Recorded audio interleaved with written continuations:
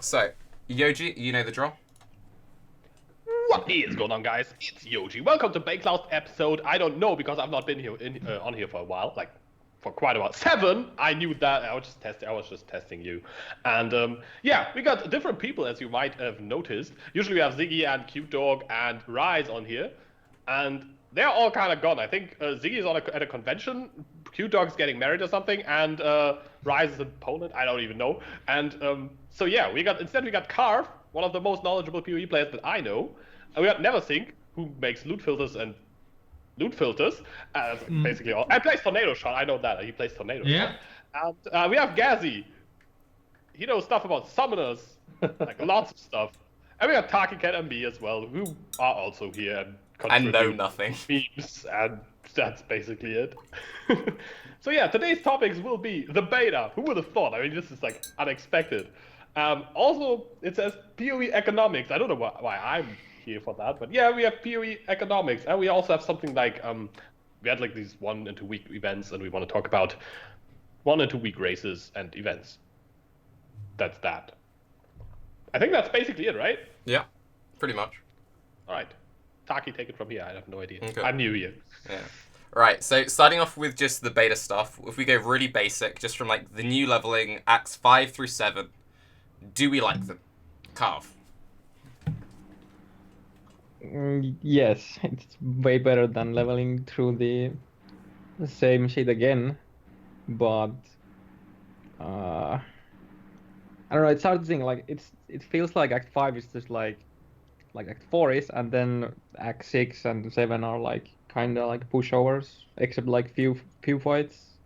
Like it still feels like you're getting back to Cruel Act 1 in terms of like normal monsters, but it's nice to see something else than the exact same things that you just killed like an hour or two ago. Yeah. If you're leveling up. Yeah, I can get behind that. That was one of the things which was really weird because Act 5 ramps a lot even in itself. Like, without going too heavy in the spoilers, but like the new mobs in Act 5, and then they're like the empowered mobs of Act 5 are like even scarier. And then Act 6 just like completely drops the difficulty, and there's like no real sense of that. So I'm not sure if they're planning on buffing them up, but at least it made sense with the old setup because it was like, oh, old mobs of bad AI, we're giving you a rest break. But with the new system, there's absolutely no reason for the difficulty spike to just drop all the way back down.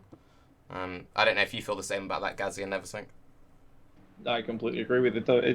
I like the new boss fights and whatnot. They feel more challenging, not just in maps, but during the acts as well.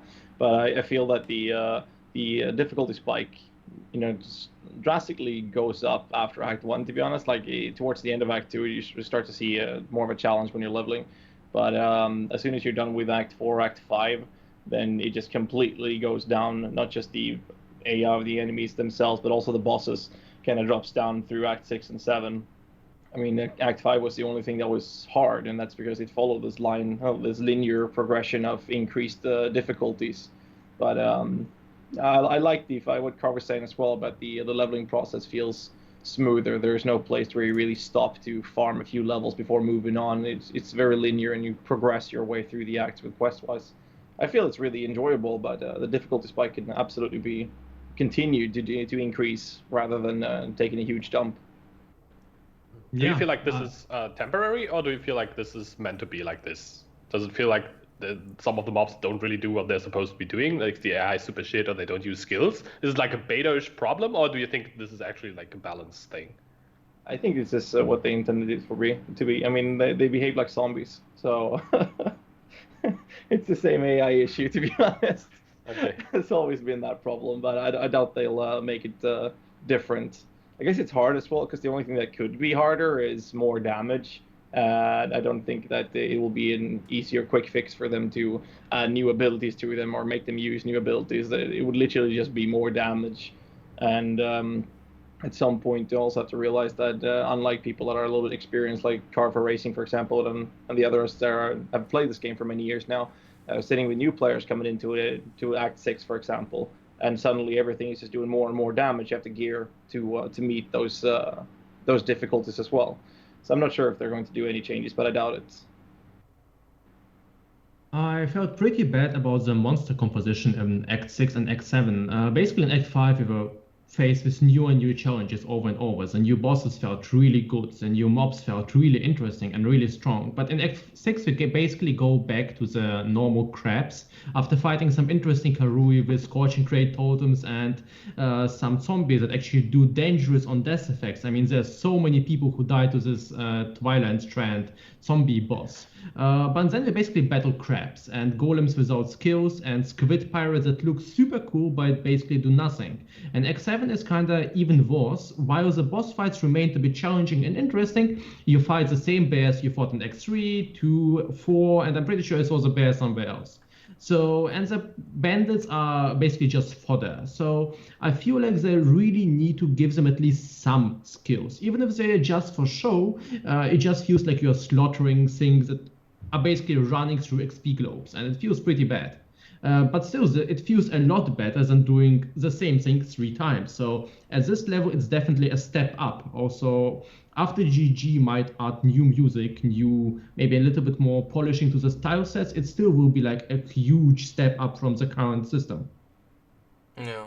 I think the one thing which is really weird about it is they added some, like, unique mobs which are kind of scary. Like, there's have you guys seen the Vol Molten Shell dog? Which I think is in Act 6. There's a random dog at the start of Act 6 which just has Vol Molten Shell. Mm-hmm. Everything I else, missed that. everything else is like random white monsters, and then there's just this random like unique doggo which runs at you with VMS. And if you It's a off good screen strategy, him, I mean. it's fine. If he gets near you, you one shot yourself, and it's like okay. And yeah, there's the random explodey on death guys on the beach at the start of Act 1 as well, which the boss version of that, his on death AoE is like ridiculous. So there's like one or two Oh, yeah, interesting. it's so hard to predict where they drop yeah. to. Yeah. So Oh yeah, many he has people like died. the normal. He has like I saw that he has like the normal cannibal animation, but the things drop down and do like a mortar effect and nuke people, right? Yeah. Yeah, that's so mean because you're expecting this to just be an animation because every cannibal does like this. Swords come out, and this guy just like boom. By the way, you're dead. all of those new ones do it, but the thing which is weird, so they all have the exact same animation where it does that. He has the exact same one, but his AoE is like 5 times larger. It's like they're all using Fireball and he's using Fireball MTX. It's like that levels of AoE difference.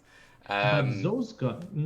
I'll But those guys are actually a perfect example of how it should be handled. Those Yeah. zombies are not too different and not too difficult, but they add a completely new mechanic. Same for those Karui guys with the Scorching Cray and with those code-based blast ray. And there's a lot of mobs that basically learn new skills, but it feels like in the middle of the 6th act, there's basically nothing new coming, and the new mobs have no new abilities. For instance, those skeleton cages, I have no idea how they're called, but in maps they're super scary. If you meet a rare one, he's cycling through, you could be dead. They can destroy 6k HP in a second. And by leveling those were also pretty scary. But at the same time, you kind of encounter those spiky mobs that are very, very difficult, like rare skeleton cages, and then a ton of skeletons that just do nothing. They come to you, give you loot, and everyone's happy. Yeah. One thing, I don't know how many characters you guys have gone through the beta on, but I think one of the big issues they're going to have when it comes to balancing is getting like the HP values right on some of the bosses is really awkward. So my first playthrough, I went through on Scorching Ray, face tanked everything, no problem. Everything seemed an absolute joke. My second playthrough, I tried doing Ignite-based explosive arrow, and I had like an 8-minute long Katava fight, and I was like, oh my god, this is like the worst thing in the world. And then on my most recent character, I leveled with Decay, which is like ridiculously busted. And fun little trick you can do with Decay, because Decay leaves a 10-second dot, what I was doing is I was dropping a mine on the boss, TPing out, TPing in, and while I'm invulnerable, my Decay would kill the boss.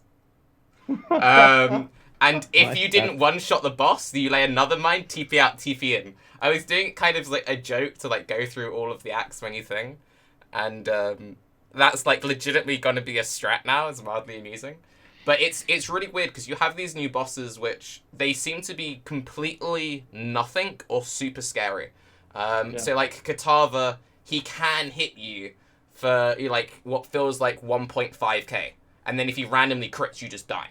But if you can face him in like 3 seconds, he does nothing. We're all going through the beta. Most people with like little to no gear. Maybe one person might have like a tablet or something. But the second you have like a slightly twinked character, you're gonna breeze through all of these bosses. But then you're gonna have the new player who's like, oh, this is super scary, super scary, super scary for Act 5. But then Act 6, the bosses do nothing, and that's the thing which doesn't make sense. Like the bosses in Act 5 hit harder than the bosses in Act 6 and Act 7, and That's why I was wondering if this is maybe not permanent, but that this might be some, like, at least the bosses, like, even if the normal mobs, just by the mob types they chose, they are not as difficult, at least the bosses should be, like, get at least a little bit harder, or at least stay the same, not drop down. That's what I think. Among the first playthroughs I had in Act 6, I went back to Twilight Strand in Act 6, which is a regret spec quest, which are all the side areas are higher level, so they are more difficult. But I mean, that area was like Fetid Pool in Act 1, and it felt, just like you said, like everything was so easy, even the Noble Deads that has the slowest movement speed you could ever find. And then they have really bad melee hits, but they have this weird projectile they throw away, some black-colored common that flies over the air, and then it hits you and it does a fuckload of damage. They were fine, and it hurts. Then you come to the boss, the first time you see that boss, I didn't see him. I just got, showered with these projectiles and died immediately. And like that difficulty, if you get hit by 2 of those projectiles, you die immediately, no matter how much life you have in the gear, which is completely insane. But then, like you said as well, everything else is not a problem at all. But as long as you come into one of these guys that are hard, it may be a boss or a really hard area you need. They suddenly deal, pretty much all your HP if you're not prepared for it. It's kind of unforgiving towards the new players, and ultimately that's kind of what the GDD is trying to do, from my experience as well. That they're trying to cater to newer players, introduce people to the game, and they don't want things that are devastating immediately for someone who doesn't know the fight mechanics. And I feel it's a bit stupid, to be honest. Yeah, the normal monsters are just like, unless you see some crazy with rare with like multiple damage mods, you just like walk through everything, and then you come to the like the Alberat, for example, and just like stomps you like instantly if you don't have fire resist, or the like you can die really fast in the Act 6 boss to the crab or whatever, the lobster, whatever it is. if you get hit by, in the phase where you get the waterfalls and all, if you get hit by is it like a siren or whatever fish comes from the waterfall, and then he hits you, and then you can get the lightning stormcall or whatever at the same time. You just like fall over. I think they might have buffed that, because on my I did my first 3 playthroughs when the servers first went up, and I was face tanking his hits and like taking no damage. Like I made a point of standing perfectly still through all the phases and it was fine. But on my most recent playthrough with the new skill gems, that was hurting me way more, and I was capped res both times. So I don't know if they tweaked him a little bit or not. But it seems like a lot of the bosses have really weird accuracy issues. Like they seem to have just like really, really low accuracy. So if you just run a Blasphemy Enfeeble or like a Stip Knight, you just like face roll everything. Like all of Katava's attacks, well, all of them are attacks, not spells. So like you can run through his slams and through everything, and you just like evade it. So I think like the like TLDR, if they buff the bosses or keep them exactly the same, is just run an Enfeeble and then you'll be okay. But An Orb of Storm, blind. Yeah, blind in general. Let's Stip Knight him. Blind and Enfeeble in any of the bosses that are like melee, it's like they don't even exist anymore. Yeah. Still, I would That's like how like you do like a Izaro with like 500 HP at like level 28. You just like go there. Oh, let's get Enfeeble and blind and hope that he doesn't RNG me and hit me. I actually made a topic with some feedback, and I actually complained that some bosses, I found them way too easy. And the interesting thing is, maybe it's just our perspective, because a lot of people complain that they died like 10 times to Arakali and they got destroyed by the crab. And Kitava was a real problem to a lot of people. Actually, he was also a problem to me, because I was overwhelmed by those ads. I was playing a pretty squishy archer, and I just couldn't get the avatars of Kitava dead fast enough, and got overwhelmed and swarmed by the skeletons. But everything else felt pretty easy. But a lot of people have a very, very different opinion of this content. If you actually never raced, if you actually never played the game like level 10 different characters, I believe a lot of new players will have a lot of trouble with the new bosses with the current difficulty. And I believe the trash mobs will actually be the point where most people will just breeze through, because everyone and new player usually gets his cool AoE attack like lightning arrow with chain and GMP, and he'll kill those easily, and then he gets to the crab and he just one shot.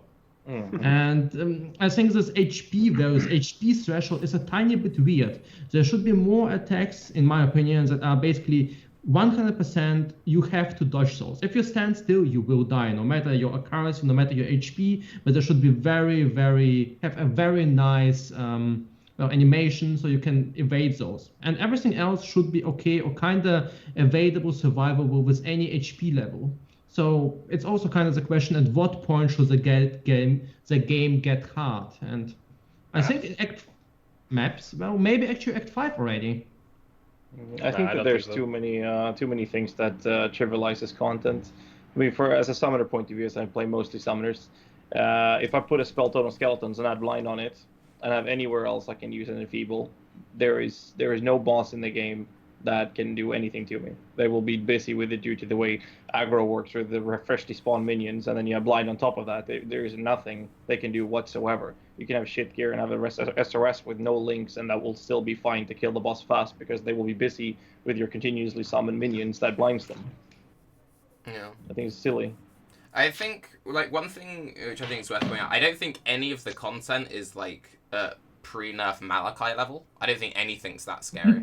Yeah. He was really scary. Yeah. Really scary. But a lot of the I think the issue which people are having is a lot of the new bosses have very fast animations. And traditionally, like, if you think of, like, most of the bosses from, like, Act 1 to Act 4, it's pretty obvious what killed you. Like, if you think about it, like, okay, Merveil's attacks, no one dies to Merveil. It's all very clean, very telegraphed. It's all very obvious what killed you. Then Val Oversoul, you either got killed by the really obvious slam or the lightning bolt. Then Piety, then Dominus is the same thing. Then even, like, pre-nerf Malachi, all of his, like, attacks were very, very clear and, like, very obvious. I think a lot of people struggled with Anvaris in Act 5 because some of his hitboxes seem a bit wonky. Like, the first time you go against the laser beam, that was the thing that a lot of people seem to struggle with. But there's places where you can line of sight, and then that fight becomes super obvious. But it's not inherently obvious step out of mechanic, right? Because it's a moving thing which tracks you. The, like, bullet storm effect he does, that seems to have a slightly weird animation because it's stuff like hitboxes being on the floor not quite being the same as, like, the hitbox you see kind of thing. Like, you stand in between two of them, you think you're safe, but they hit you way harder than you think that would hit you. Then Katava is lots of very quick slams. If you're, like, slightly far away from him, you can't see it. If you hug him, it's easy. If you just run to left or right, it's easy. So I think, like, people will struggle with the fact that we haven't learnt the boss fights. And obviously when you've done a boss fight over and over and over again, it's way easier. But I think that a lot of the new bosses just seem a bit quicker. And that's where people are like, this is impossible, or this is that, or this is, I don't know. But that's like the point where the boss mechanics, like that's the same thing when you come to MMO games like World of Warcraft. Most people know that once you've learned the boss fight, it turns really easy, but it's the progression towards killing that. When you're playing hardcore in Path of Exile, you get one shot. I mean, that's your life. Then you have to restart to do it again unless you go softcore. I mean, it's only leveling for this part, right? Like, if you die while leveling, I mean, I'm always okay with that. I really hate, what I hate is when I just read maps and then I die, because that's, like, right before the build, like, all the work will pay off and the build will start to get going. That's always the death that feel the worst to me. But I don't think, like, I mean, for softcore, like, most new players who start play the game will probably start playing softcore. So if they die a few times against the bosses, as long as it doesn't feel like frustratingly hard and they just die over and over, then I don't think it's a problem. And I mean, we have bosses like the Rezo who will probably smack all the noobs ever, like, or even like normal Malachi currently probably gives noobs lots of trouble. So I would say, does. Yeah, I mean, like, he's really hard, and I think his one-shot attack or like his slam is not that well telegraphed. Like the first phase slam where he like puts up the scepter and slams, yeah, that maybe, but when he just like goes down and then it comes up below and it's like, blah, blah, blah, blah. I know a lot of people who thought he'd death like when he's vulnerable because it looks like he's like flinching and stuff, and then they will walk to him and like dead. I think the only like new bosses that was like actually harming me first time I went there was Kitama because of the slam. Like it's just like he like raises the hand and it's just like instantly up. There's like, and if you're too close, you get hit by the slam, and then you get hit by if you start running like away from it, you also get hit by the wave. Yeah. So you like, and it's so hard to like see where the slam is coming, because it's pretty much always the same, like there's no variation on how he will like raise up the hand, and then he can hit everywhere basically. So he basically raises the hand at the same animation, and then he chooses a random target on the ground. You're Yeah, like, exactly. Where is he gonna hit? The thing which is really weird with them, because I've seen people do, like, there are a few guys in the community who do these really nice, like, detailed boss video things. If you stand in the direct middle of his platform for the entire thing, everything is really easily telegraphed. If you stand to the far left or the far right, it gets confusing. If you stand to the far back, it gets confusing. He has some attacks he only does if you're far away. And one thing that I had, I watched a video the other day of someone just walking left to right in the middle. So I replicated that, but like face tanking him. The quick slam he does is weird. So if you run to the far right, then run to the left, he starts the slam, and then you kind of like walk back into it, and you don't notice it. Because it's like, he has two hands like this, one glows like before he does a thing, but it's very easy to like off-screen half of his tell. So there are some mechanics which is like, if you're stood on a third of the platform, you cannot see the tell at all, and then he just goes badunk. Maybe they should do the fancy zoom out thing that they do in some like areas. Maybe they should do that on Kitava, because then you can like see him better even if you like walk away. Because he's one of the few isn't he like the only stationary boss we had in the game? I don't know, but he's like one of the few that I've seen appear, like the completely stationary boss. Where it's like he's like a place in the area and you just like have to walk around. I mean, the totem bosses I guess are stationary, but you can knock them around. Arakali is kind of stationary, but she can he also comes out of positions, like a she hole, swaps. right? Yeah, he just Yeah, like she swaps the positions. Yeah, that's true. So yeah, maybe just like have the zoom out thing, because I know they do that in some of like the more epic scenery moments where they zoom out the camera a bit, so it's possible. Maybe they could just do that for Kitava and make the boss fight a little bit more easy to overview. One thing. Yeah, I think they should do that, but I think there's another issue when it comes to boss fight, not just with the camera zooming, and that's when you have a lot of things happening with the effects, such as the crab boss, when the last circle is in. If you have skeletons, zombies, and SRS, all in the mosh pit, and then the mini map on top of that. So I'm like, oh shit, where the fuck do I run? So and you can't see the storm cost at all. Exactly. I had issues with that the first time I did it. The second time I moved the mini-map away. I stopped using SRS. I mean, he doesn't take any damage, but there will be ads in some of these phases as well. And it's almost impossible to see. If they were to increase the area, but not make it hard, not easier, but just increase the AoE of everything, it would be easier for you to actually do the mechanic and fight the boss when you are playing a character that has that many effects. And I think that would be more balanced towards everyone, for that matter.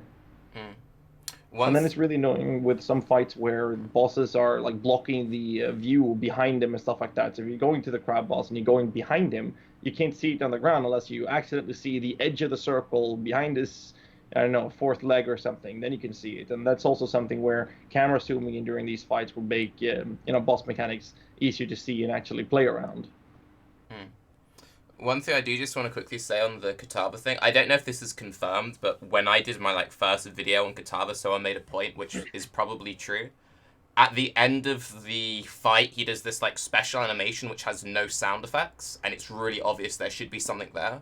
So someone said maybe all of his sound effects are missing, because I don't really remember hearing any pre-tells to any of his animations. If they added a tiny sound cue, so when his hand goes, you would know. So even if you couldn't see it, you would know there is the slam coming. So it could be quite possible that just a bunch of his lines are missing. So you mean the touch of God? Boom. Yeah, exactly. Yeah, that could be. This is something I completely agree to. One boss I actually really enjoyed was Innocence. I was pretty squishy at that point, and the point about Innocence was he announced all of his attacks well, and each attack has a very specific scheme or very specific form you have to evade. And I think it was done very well. When Innocence was yelling, "I am the torch," or something, you knew exactly, okay, you get the B. Run around or hook him or behind yourself, behind one of the statues, and it was actually very, very well executed. And this is something I think Kitava and maybe the Brian King could also have, so you can clearly see when something happens, and you have to learn that if this happens, I should dodge. And you have this little bit of a rhythm game, but it worked out really well for me, and I really enjoyed it. Unlike the stupid bear where I couldn't see anything, by the way.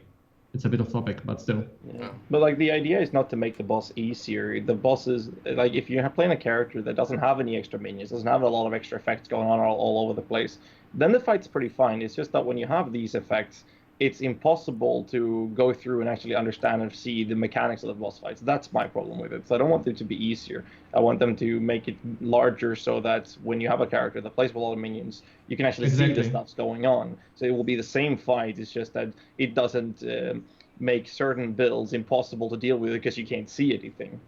So what you're saying, because I don't think I've heard this before, you want summoner quality of life improvements? But yes. Let's not get too absurd here. Like, yeah, we know that we can't have that. like We've been asking for like so many years. I don't think this is possible, and I don't think it will. I mean, we asked them so much that skeletons actually got nerfed. Yeah, that's true. Okay then. Well, so to move on a bit, so just like in terms of general balance things, and like feel free to talk about like anything, ES, mom, summons, whatever. What are the things that we've really liked change-wise, and the stuff that we haven't liked? And I'll let you go on, Ghazzy, since you're minion bro.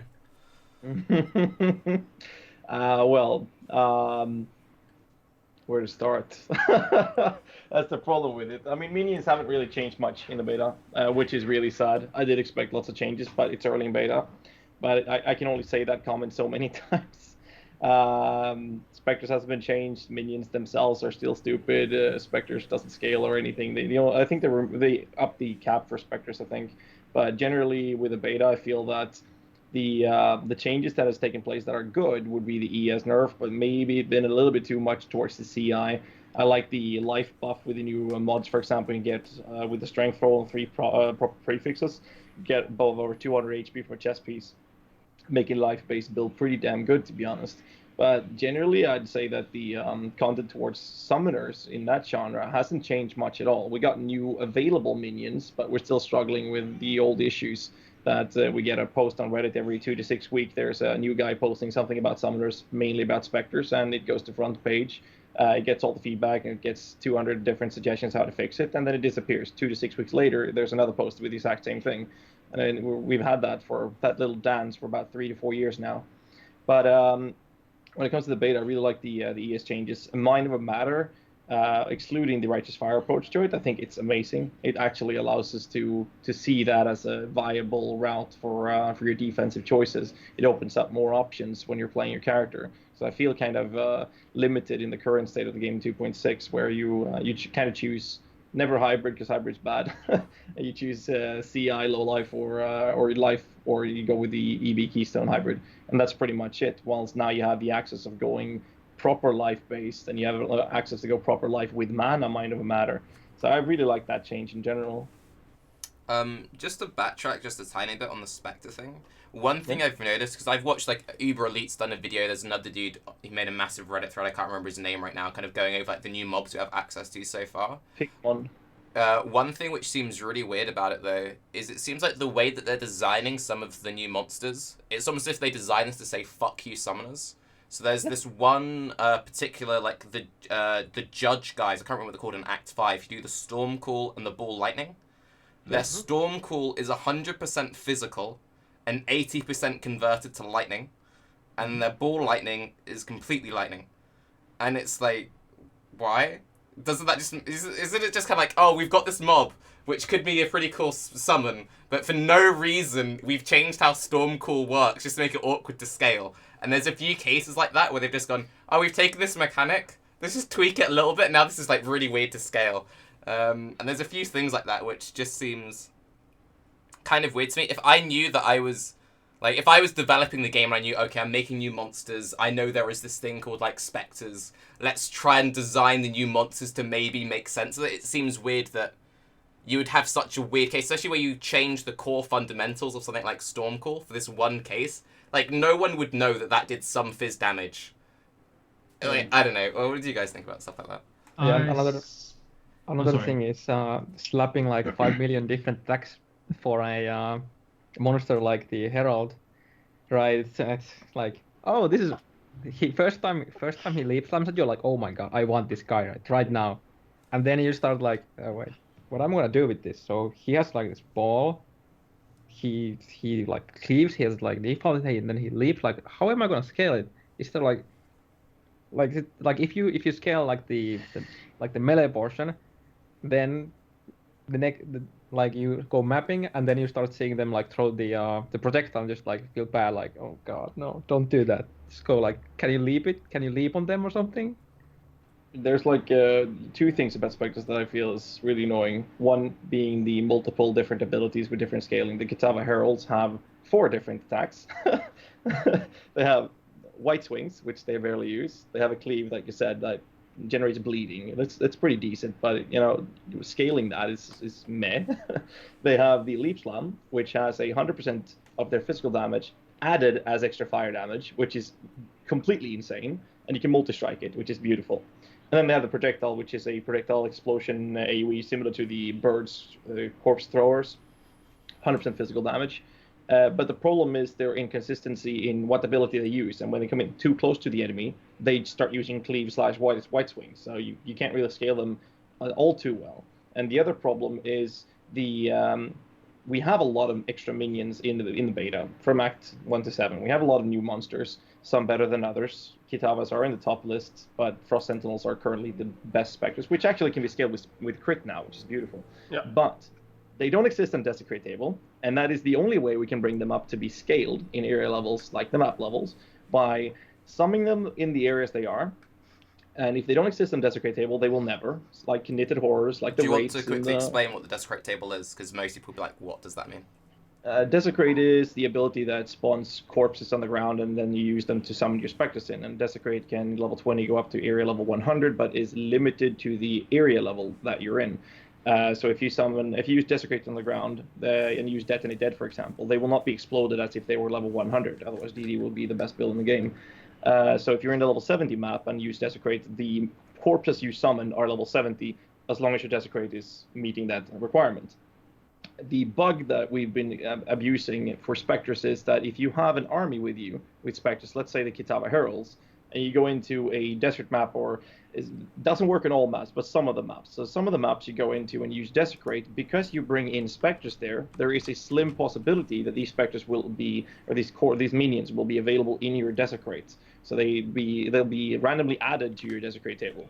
So when you're using the Desecrate on the ground, you spawn a corpse that you then can resummon as a Spectre. So instead of level 45 Cathedral Rooftop, you can actually go into a map and force them to become a higher level, which in this case would be level 68 Desert, and actually use them properly.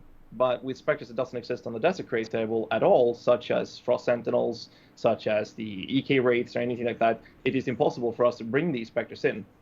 And that doesn't just go for those. It works on many other minions, and some of the minions doesn't exist at all, even if you can Desecrate them in the areas in the earlier acts. So this means that all the new monsters that the developers have designed are only visible in that act, sometimes, or kind of repeatedly seen throughout several acts, but you will never see them in maps, and you will never be able to use them as a Spectre because you can't bring them up in levels due to scaling. And that is a fundamental issue with it. And then, of course, what Tarke and Karv said as well, with their different abilities making them really annoying to scale with. I mean, like you said, with the ball lightning, I mean, how the hell do you scale something that deals physical damage, which converts 80% into lightning, and then a lightning spell all of a sudden? Like the Kitava Heralds with a projectile, and then a leaf slam, cleave, and a white swing. It's inefficient. And that's why we're going to go back in the current state of the game, and our assumptions from most guys that are testing Spectres, we've assumed that Flame Sentinels are still top tier, Kitavas are top 3 at least, and then the Frost Sentinels, when you can find them, which are extremely rare, are really, really amazing. But that's because of their fundamental design of using one and the same ability to be able to scale one ability and base everything off that, and not see them randomly running up to the enemies and start melee swinging for no reason. Yeah. Like a lot of the new like the Act 5 Magma Orb grills, those look really cool. But then, like, their AI is, like, just auto.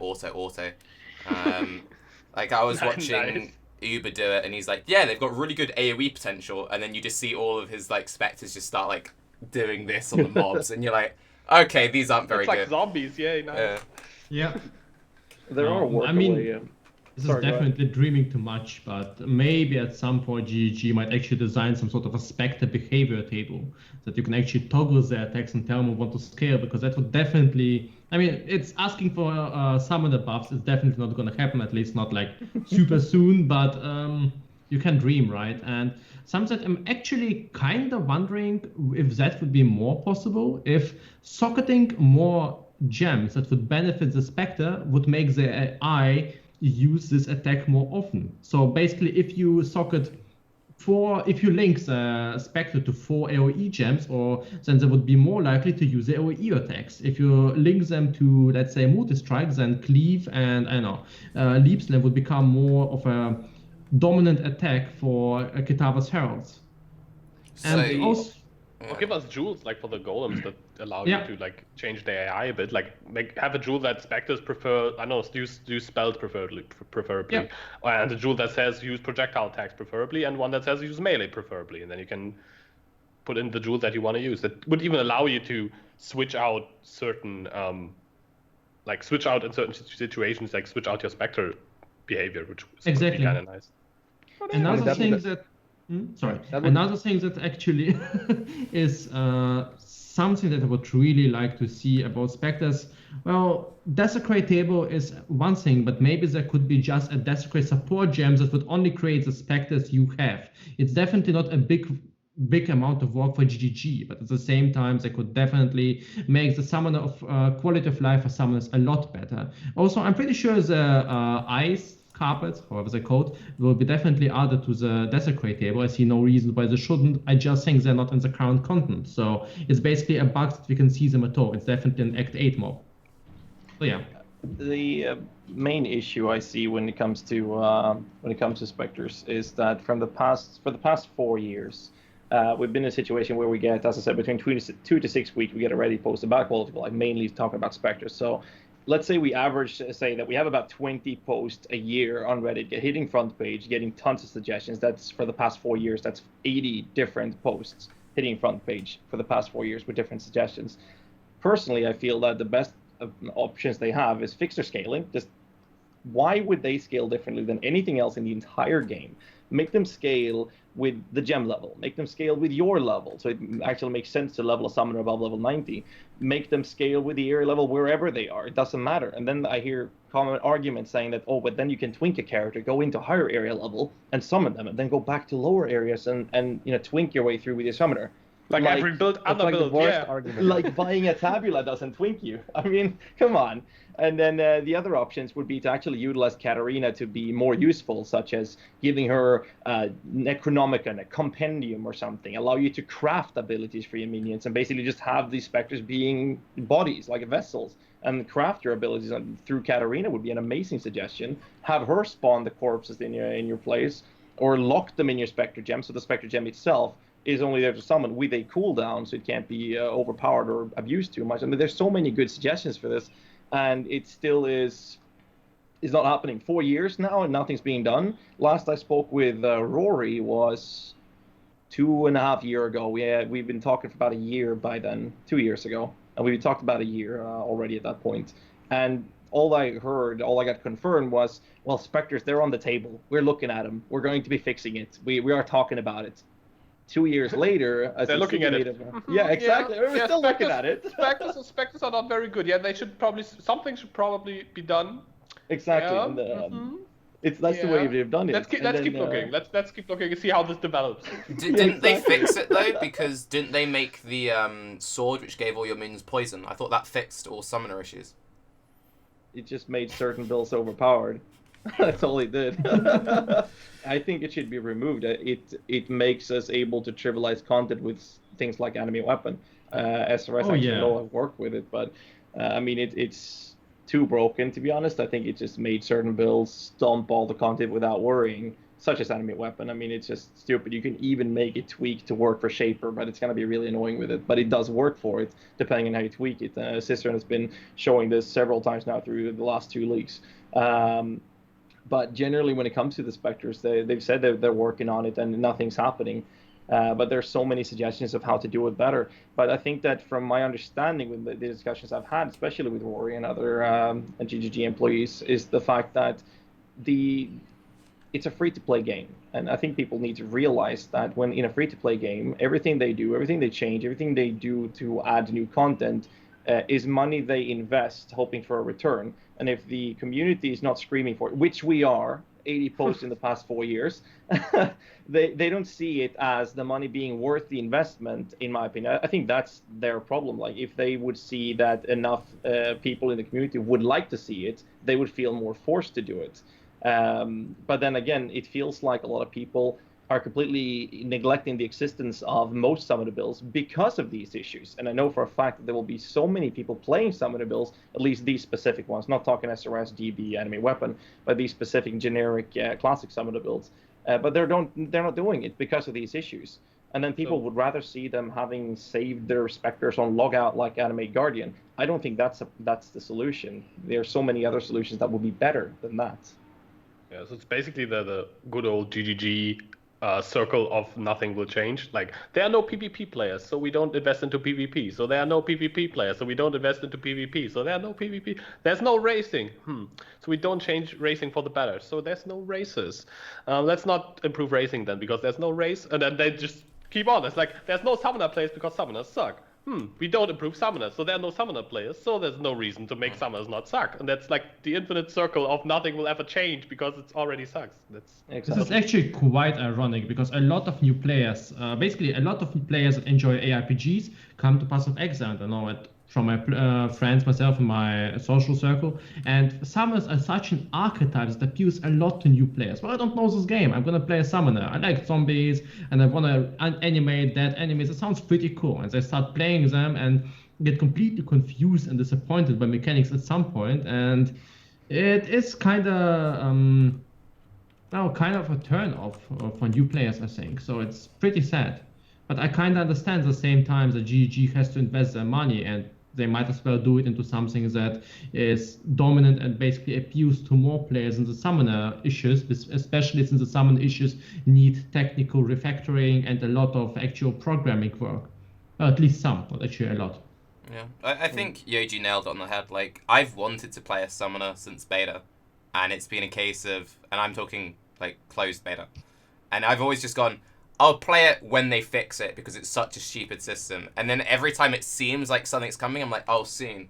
And then they made the golem thing, and it's like one of the best builds. And I'm like, yeah. And then like, by the way, there's a small cost. There's a small stepping cost. And it seems so weird that it's like they managed to fix it, because I think the issue they have is they've kind of gone like, Spectres are such a broken mess that it's like it would be so much work to fix it, and it would be so hard to get right. Because whether you like it or not, like, summoners are currently, like, OP. Like, summoners have always been amazing. Summoners have always been, like, amazing. They're just obnoxious, so not many people play them. So it's like, if they ever made them, like, super accessible, they would have to do so much balancing stuff because it would just be, like, too good of a build almost. So they made the golem thing, and they're like, there you go. And they went, just 300 yes. We could go in and talk. Sorry. Yeah. It's like Cyclone being previously balanced by the fact that you got desynced all the time, and it was a disadvantage of it. So summoners are so annoying, so low quality of life to play, so that basically balance all their strengths. Yeah, It's, I mean, not a great way to balance. Nope. No, absolutely not. I mean, we can talk about zombie AI as well. I mean, I know RiceKT said it at some point as well. I mean, the biggest lie from GGG is that when something needs to be fixed and they don't have a good solution, they just give you more damage. Okay, zombie have a huge issue with AI, and that's really the main problem with them. We can work around these issues, similar to the Spectre issues and whatnot that are default attackers sometimes. If you get them as fast as you possibly can, they actually lean towards using their abilities more often, such as Victoria's Chariot, giving them frenzy charges, haste, Val haste, all of these things, flesh offering, etc. etc. They're always of minimizing the impact of their horrible design. And zombies are not that different. If we speed them up as much as possible, they don't become that awful. They're still awful, but the effect of it is minimized as much as we can. But instead of fixing it, they said, hey, have more damage. Here's a threshold jewel. They will now slam and do more damage. I mean, we killed Ubert series several thousands times before Masters was released. That was before Ascendancies, before we got a ton of extra damage for them. Now they're just giving us more and more damage. I mean, we already can kill a boss like Ubert series pretty damn fast with that type of build. Classic summoner, heavily geared though. but it still doesn't matter. But they're giving us more damage for no reason whatsoever, and I don't see why they would do that. But it makes the community stop nagging about it for some reason. But it didn't solve anything. Maybe they buff the damage because they're buffing the boss HP in things. In the maps, they have so much more life now. Yeah. Also, I think I just Yeah, you just deleted the entire show notes. Stop. What? Nice. But we should still Nice. change. Nice. All our show notes are like our topics table just got like completely deleted. Now it says R. Well played. Well played. Nice. You Okay. can go backwards on there though. So Right, let's you change can to the next topic then. So well played. So if we go next on the list, so let's talk about R for a moment.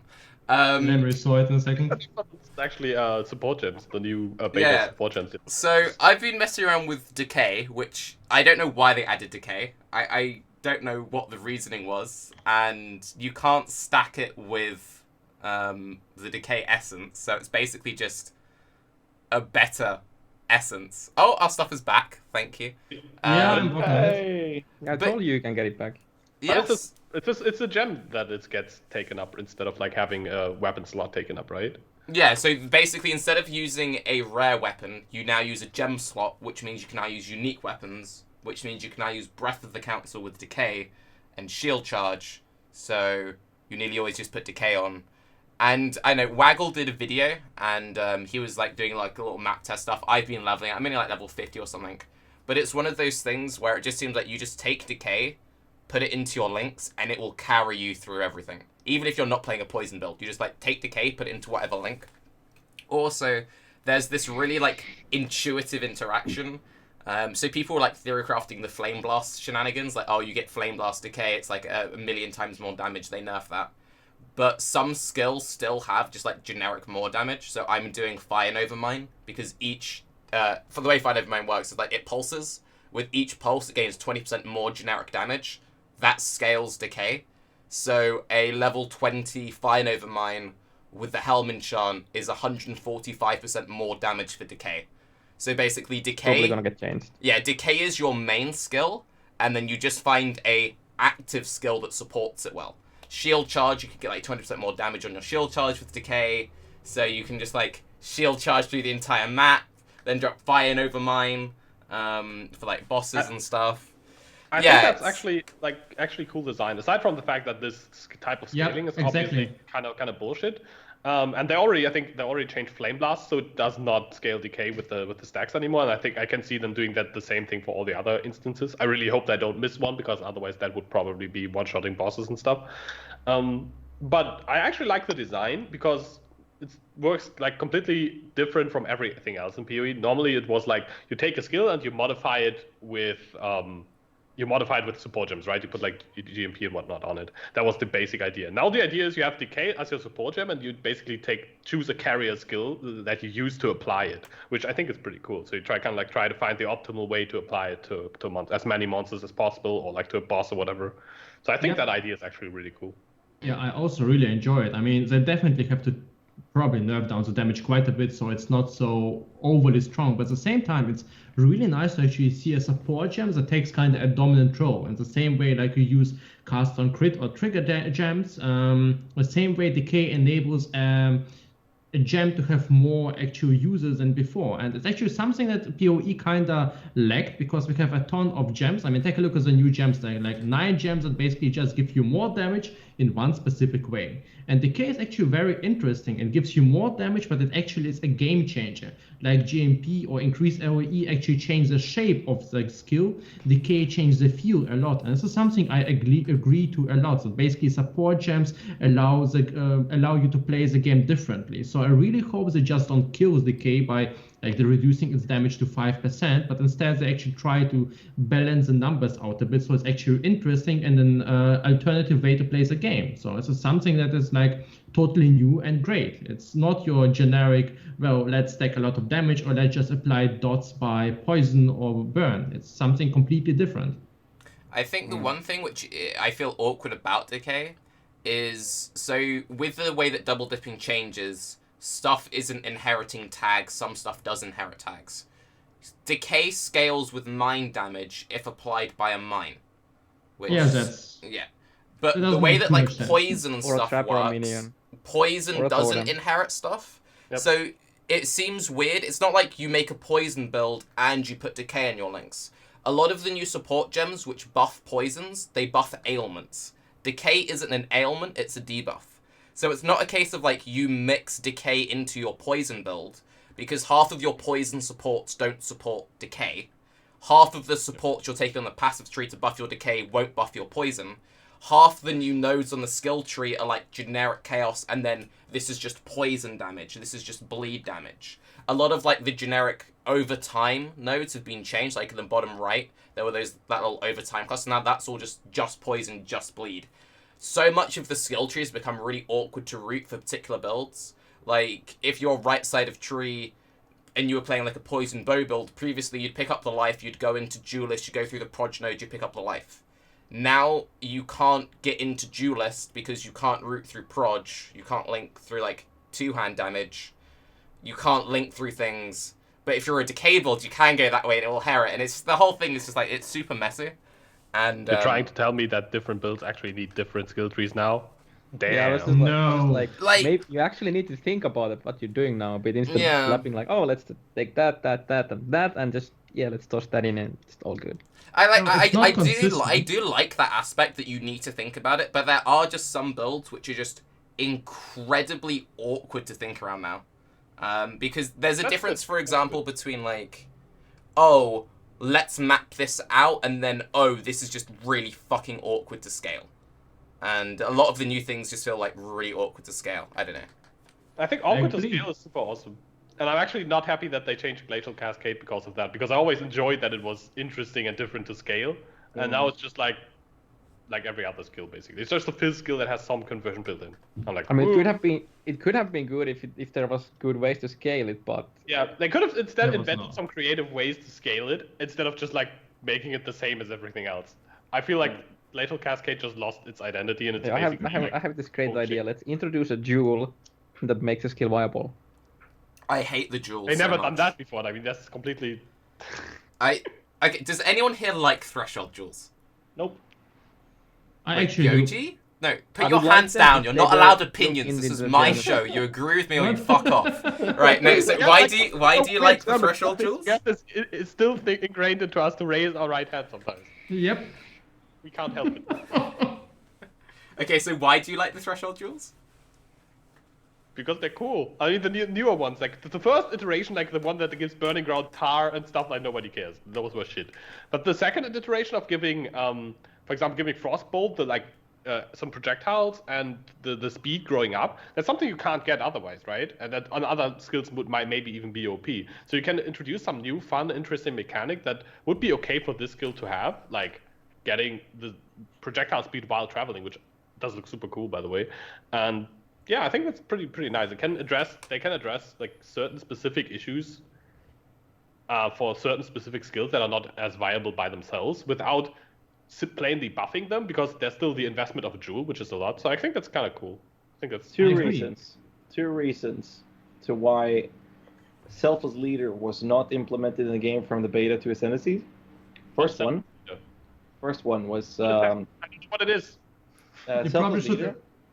Selfless Leader is a jewel, or was a jewel, that made the nodes that you spec inside the circle, which I think was medium, apply to your minions rather than yourself. First reason was that it was abused down at the face aggro, so you gave aggro to your minions, and you got face aggro for no negative impact. That's the first one. That could have if you easily don't been have- solved. Yeah, but they could have solved that by making that line a little bit longer, moving aggro and face aggro a little bit further away, so that wouldn't be in range. The other reason was because it would be mandatory, unique, to make most summoner builds good. The threshold jewels are mandatory for certain builds, for certain abilities, to make them even remotely attractive to anyone in the game. But they still implement them. I don't see how they could have that argument going. I actually would like to contradict here. I think that there is a good reason for it, and the reason for it is, well, there's your summon zombies, right, or summon specters. There's no option to summon specters or raise specters. There's only one gem that raises specters. When it comes to fire spells, you have your Fireball, your Flame Surge, your Flame Blast, there's a lot of things, and they come with higher levels. GG kind of wants you to give the idea of progression. You start off with a Fireball, and it's not very amazing, but then you get the Flame Blast. And you have one gem that is basically superior to another in 99% of all cases. Sure, there's still Fireball builds, and there were still Fireball builds before. But now when you reach the end game, you have your level 4 or level 1 gem and your level 32 gem. And you kind of have to give a way for players to, if they want to play Fireball, how do they want to play a Fireball build in the end game without making, well, there's a thing like Flame Blast. So threshold jewels basically allows you to invest in a little bit in your skill tree, a little bit in the economy, but then you can buff up those early gems that are otherwise way too weak. I don't disagree that some of those are ridiculous, like Ethereal Knights, the idea that you get like GMP completely for free. Maybe there should be like 4 threshold jewels for some builds, and they give 1 projector each instead of 2 projector each, which is, well, kinda normal because the threshold jewels are too powerful as of now, but still they provide players a way to use those early level gems in the end game and to make them feel good. And this is something I actually agree to. Maybe they're not perfectly balanced, but I think that's actually a nice way to do it. I like what you're saying. Yeah, the problem I have is when you have an ability that doesn't work without the threshold, but is viable with it. That's the mandatory part, and I feel that there are too many of that. In the current state of the game, where you have to invest in something that is not available to you, that you're forced to trade. And we're not going to talk too much about summoners, otherwise I'll be stuck in that topic. But summoners do have already a large list of mandatory uniques you have to use to be viable with most summoner builds. And that goes specifically towards zombies and spectre builds generally. But they don't even have divination cards so you can farm them. So solo self, and you're kind of screwed if you want to do that type of summoner build, unless you get lucky with Jack of the Boxes or drop it. But the problem I have with the threshold jewels is that as long as they are not available to you in a very easy way or through a vendor, which they talked about, right? But I haven't seen it in the beta yet. As long as that is not available to you, I think that the threshold jewels is stupid, where it's forcing you to trade in a game where trading is probably the worst experience anyone will have in the game. I think, like, the thing which doesn't make sense about the threshold jewels to me, and just for anyone who doesn't have the beta, they haven't added a vendor yet. They said that they might add the vendor. We haven't seen it yet. They might not at all. But, run just because you mentioned the trading thing. They're pushing SSF as a thing. SFF is becoming more and more of a thing. It's being incorporated into the new races. There are loads of times you're like, oh, I want to play this build, but I can't because I haven't got this item. Now it's, I want to play this build, but I can't because my skill gem doesn't work. So that's just, like, whatever, but, like, you can't really change the game around SSF. From a pure, like, fundamental mechanical point of view, because the skill gems require certain stats to be allocated in the area, it means that if you want to play certain builds, you have to be in certain parts of the tree. So you have this thing now where for your skill to work, you have to have 1 to 3 gems, and you have to be in this part of the tree. And without it, it's trash. And Yoji's like, If you're playing Shrapnel Shot, you're not going to play Shrapnel Shot without the Shrapnel Shot gem. And you need 2 of those. And that requires 2 dex things. So you need to be either in Scion, Duelist, Shadow, or Ranger. And you need 2 of them. So it's not a case of like, oh, you just socket 1 in. Because any build could just dip into Scion. So if you were doing like some elemental shenanigans, like Inquisitor, pretend that you're still doing attack-based CI, you know, you could be like, oh, I'm all in this part of the tree, da-da-da-da-da. But now suddenly you need to be in this bottom half, in this bottom section. The way the threshold jewels are balanced themselves makes no sense. Some jewels require 1, and that's it. So like Burning Arrow, it's 1 jewel, you get an extra Ignite. That's kind of a big DPS increase. Shrapnel Shot, you have a 50% chance to do double single target damage, but that takes 2. The Burning Arrow duel does the exact same thing. Double single target damage takes 1. Volley Fire takes up like 3. Some of them take up like 2, 3, 4. And if you're having it where the build only works with a gem, just make it 1 fucking gem. Jewel, it's Jewel. Jewel, who cares? It's the same fucking... Just tie it into the actual skill gem. Just get to level, like... when you get to level 15, your skill gem becomes less shit. And the jewels themselves are so powerful. Like, just a rare 4-stat jewel or 3-stat jewel... If you're a life build, you want life on that jewel. If you're playing a right side of tree range or evasion build, and let's say you want to do a volley fire build, you're sacrificing 21% life by playing Volley Fire. 21% life on a part of the tree which is kind of hard to get life on is a really big deal. And you're also missing, let's say, 30% damage on each jewel, so you're missing 21% life and 90% damage. Yeah. Seems good. I don't know. Yeah, a couple things. They said that the jewels will be obtainable easy. I remember the quote somewhere. They said that they will be. Yeah. And then yeah, the same about the summoner changes. Yeah. Oh god. They actually You got me there. Yeah, and then back to the actual threshold jewels, like Ghazzy said, it's very annoying when you absolutely need them, and then what Tarke just said about the placement. So, like, if you want to do, I don't know who would like to do like a summoner as like a duelist. If you go like a champion, I've heard some people try it. You have to go all the way up in order to get the like the zombie jewels, for example. So it's, So I don't know. One problem I have with this, so all of the talk about the different areas, the skill tree for different builds and whatnot, is one of my problems with this is when they released the ascendancies, they kind of limited and killed a lot of build diversity. Is that like a summoner, you play necromancer. The only times you don't play a necromancer as a summoner is if you go extremely niche builds, like a saboteur, blink arrow trapped player, maybe null's inclination ranger or duelist or whatever you want to play with there. Then the Scion changes don't even get me started. I mean, the thing is, if you want to play a summoner build, you have to go witch. If you want to play a bow build, you're kind of locked in very few options. If you want to play totem build, you pretty much have 2 options as well. So you're 3 options actually, but you're very limited in the terms of build diversity. And when certain builds are forcing you into certain areas of the tree, so is the ascendancy. So you always have to plan it from there. And if you choose another ascendancy, you will be less efficient. But if you choose a less efficient starting area of the tree, you will be less efficient not just from the ascendancies, but also with the location of the skill tree. And I think that's really sad with when it comes to the build diversity in general. So back to threshold jewels. Yeah. What I think could be a nice threshold jewel is I think I don't remember was it Yoji who mentioned the jewels for different type like spectres that would use different types of abilities. Yeah. So that could be. I mean, it would still be a mandatory, but at least you had like you could choose between like multiple options.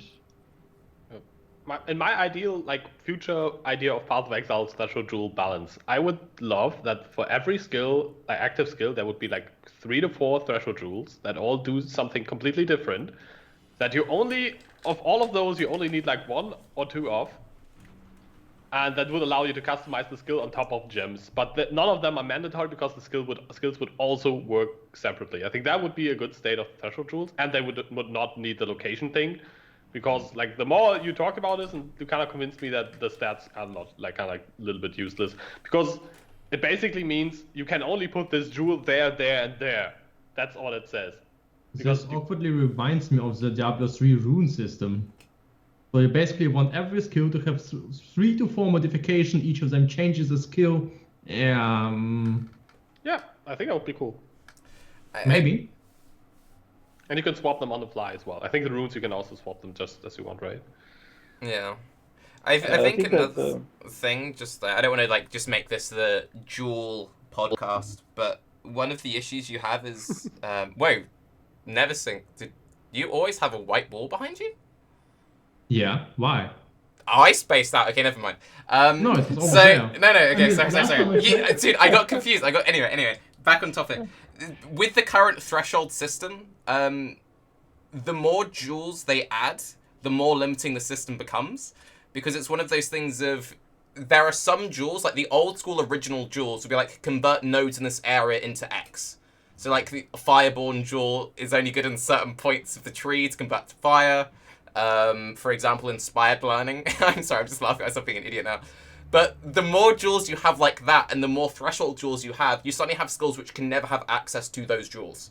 Because if you can only activate your jewel... Sorry. If you can only activate your jewel in one of 3...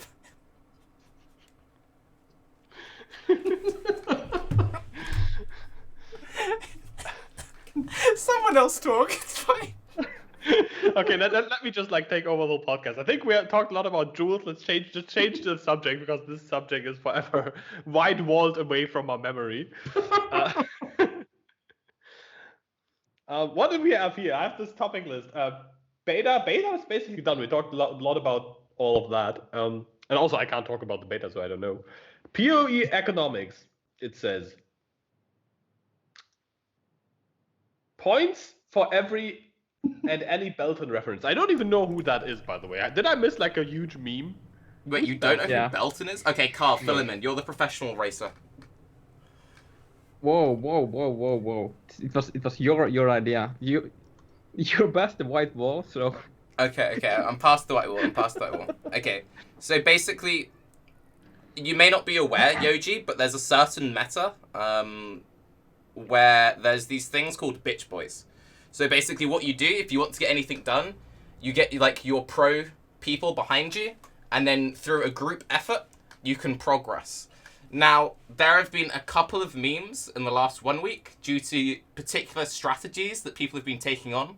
So for example, there's this new strat where when you start a new league, you funnel all of your currency into one person. Then that person has a nap for 24 hours, comes back, and then gives you your currency back, and then, yeah. So, yeah. Yeah. So a dude took all the currency of a group and went to sleep. basically. And then he came back, was like, whoops, he has it back. That's Basically. pretty professional. That's. So, did it go as planned? yeah. So, with that, Chat says, what a shit explanation. yeah, fair. Anyway. Alright, So when it comes to the short-term micro economies, like we're seeing in the beta at the moment, like we're seeing in 1 week, like we're going to see in the 2 week coming up, like you see in SFF and stuff, what are the main piece of advice you would give to people who are like, oh, I want to do the 2 week and stuff? I know that NeverSink is has all this back knowledge of setting up filters, and Karv is SSF god.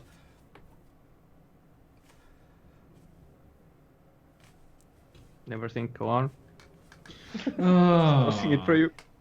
So basically, your first idea is every time you need to have a plan, and the plan starts with what do you want to play, what kind of content can you run, how quickly can you reach the content, and how quickly can you get items other people want. Now in SSF this is totally different, and I would actually later. Sorry.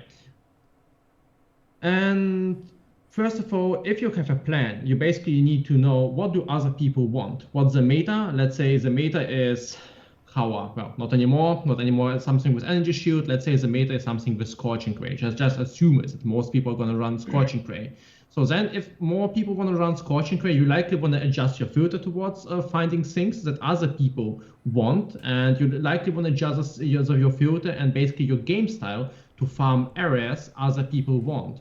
That's actually something, if you don't have your bitch boys, you don't have your group, you basically have to quickly reach your goal of reaching a specific place where you can farm items that are very, very valuable or demanded. And in the first days, that's your best chance, because in the first, let's say, 48 hours, you still have the chance to influence the economy, get a lot of currency stacked up. After 48 hours, it's basically too late. After 48 hours, the market is dominated by larger groups, and people basically, there's every item available, and you basically can't make a huge impact anymore. So that's my first big advice. Set a strat, adjust your filter, and basically invest a lot of time during the first 48 hours. It was a bit chaotic, but more or less. Yeah, I completely agree with that. I mean, the market does kind of reach a stalemate after a handful of days. Between the first 2 to 5 days, certain things drops in value. If you have a character that you can rush into its zero within the first 12 to 15 hours, which is honestly not very hard. Even if you do softcore, that would be fine. If you farm a zero, you can sell kill runs for some people, depending on the challenges. You can sell the flask for a lot of chaos, and that'll build up you a really good state of currency. And you can purchase exalted orbs, which will increase in value within the first week. At least the first 4 to 5 days, the exalted orbs usually goes from low amount up to quite a lot, especially in softcore leagues. But also in hardcore, not just that big of a change. So it's all about those first couple of days where you have to build up currency flipping and whatnot, which is really effective. Oh. But that aside, you can go farming at Siri. You can even push Uberts here within the first 2 days. Maybe not so much in hardcore, but in that point, you can sell everything, and they do sell really fast. Where Uber Siri vertex masks actually sells for quite a lot, especially, and they're actually priced even higher because you're among the first guys that actually has them, and with that amount, that you're seeing a position where the guys that are controlling the market or having the most currency at the end are the racers, the ones that are playing effectively, because ultimately you make most currency by playing efficiently. And in case you do some boss farms like a Siri and Uber at Siri. But after that, it's flipping currency and whatnot. But to start off, you need to have a set plan of what you want to do. What's your goal with the league? How do you want to start it off? And have that in mind when you're pushing. And some goes for Ethereum kills, for example. Some goes for other boss kills like Shaper and whatnot. And others goes for mapping efficiently. But ultimately, it's like you said, NeverSink, about being as efficient as possible during the first couple of days, just to make sure that you build up the currency. Unless, of course, you have a pool with currency you can take before you go to bed. Yep, that, or if you're, well, basically there are also other ways. Some people enjoy to flip and to basically sell, resell stuff, or play the market. But if you basically want to play the game and still kind of participate in the races, participate in the whole gameplay, then your best bet is to plan the place you want to farm, not necessarily shape strengths, because it's kind of longer term. You need a few more days to get there. But basically, if you just run your beach maps, or if you run Atziri, or if you run, even if you just want to get a build that farms Dried Lake super quickly, and you can get a few good uniques there, sell the rares that actually go for quite a few chaos, or sometimes even exalted, because people need to assist during the first days. And content like Shaper and Uber Theory takes a few more days, and people want to get there as fast as possible, especially those large groups. So if you want to get quite a bit of a handle on the economy, you need to think about what do the people who actually really rush, like really prepared groups want. And if you actually want to get a lot of currency, you want to try to sell things that those guys want. And you also want to sell things that people who actually participate in the meta want. So if like 60% of players are playing Blade Vortex, well, you basically want to craft things that Blade Vortex players want. Also, you likely don't want to play Blade Vortex yourself, because you will have like a really hard time gaining the rares and the uniques for it, because everyone will want it. So one thing that really helps is going against the meta, but playing in order to sell things for the meta.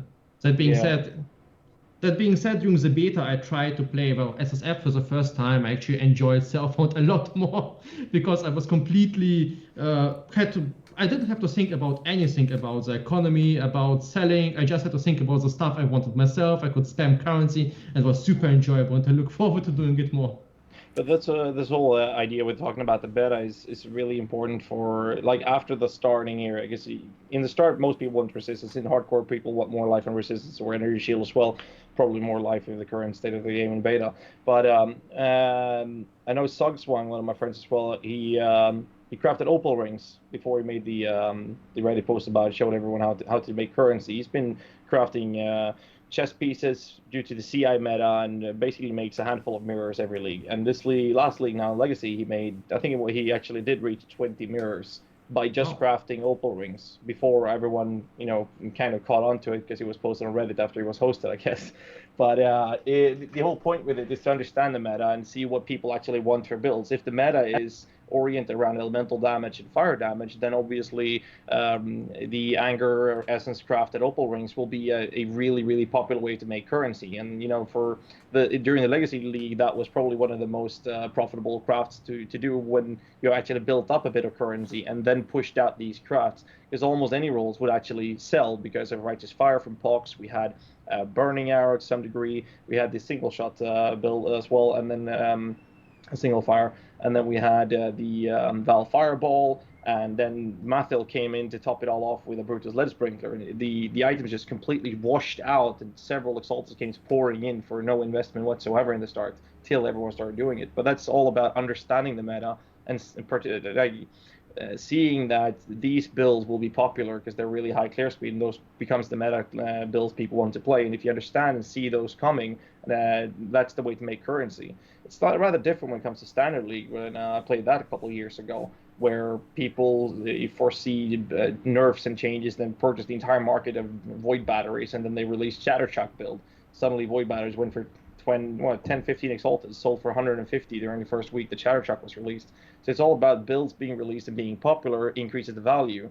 It's the same thing with you, Joji, for example. I remember one of the Baeclast episodes where you talked about one of the builds you wanted to do with the Fireball, for example. You made a video about it before, and then when you wanted to play it, the price of everything is just skyrocketed because because that video got 100k views for no reason at all, because it wasn't even a good build. It was just a meme, and it was fun to play, don't get me wrong, but like this freaking innocent stuff shouldn't be like 3 exalted. Like, what the fuck?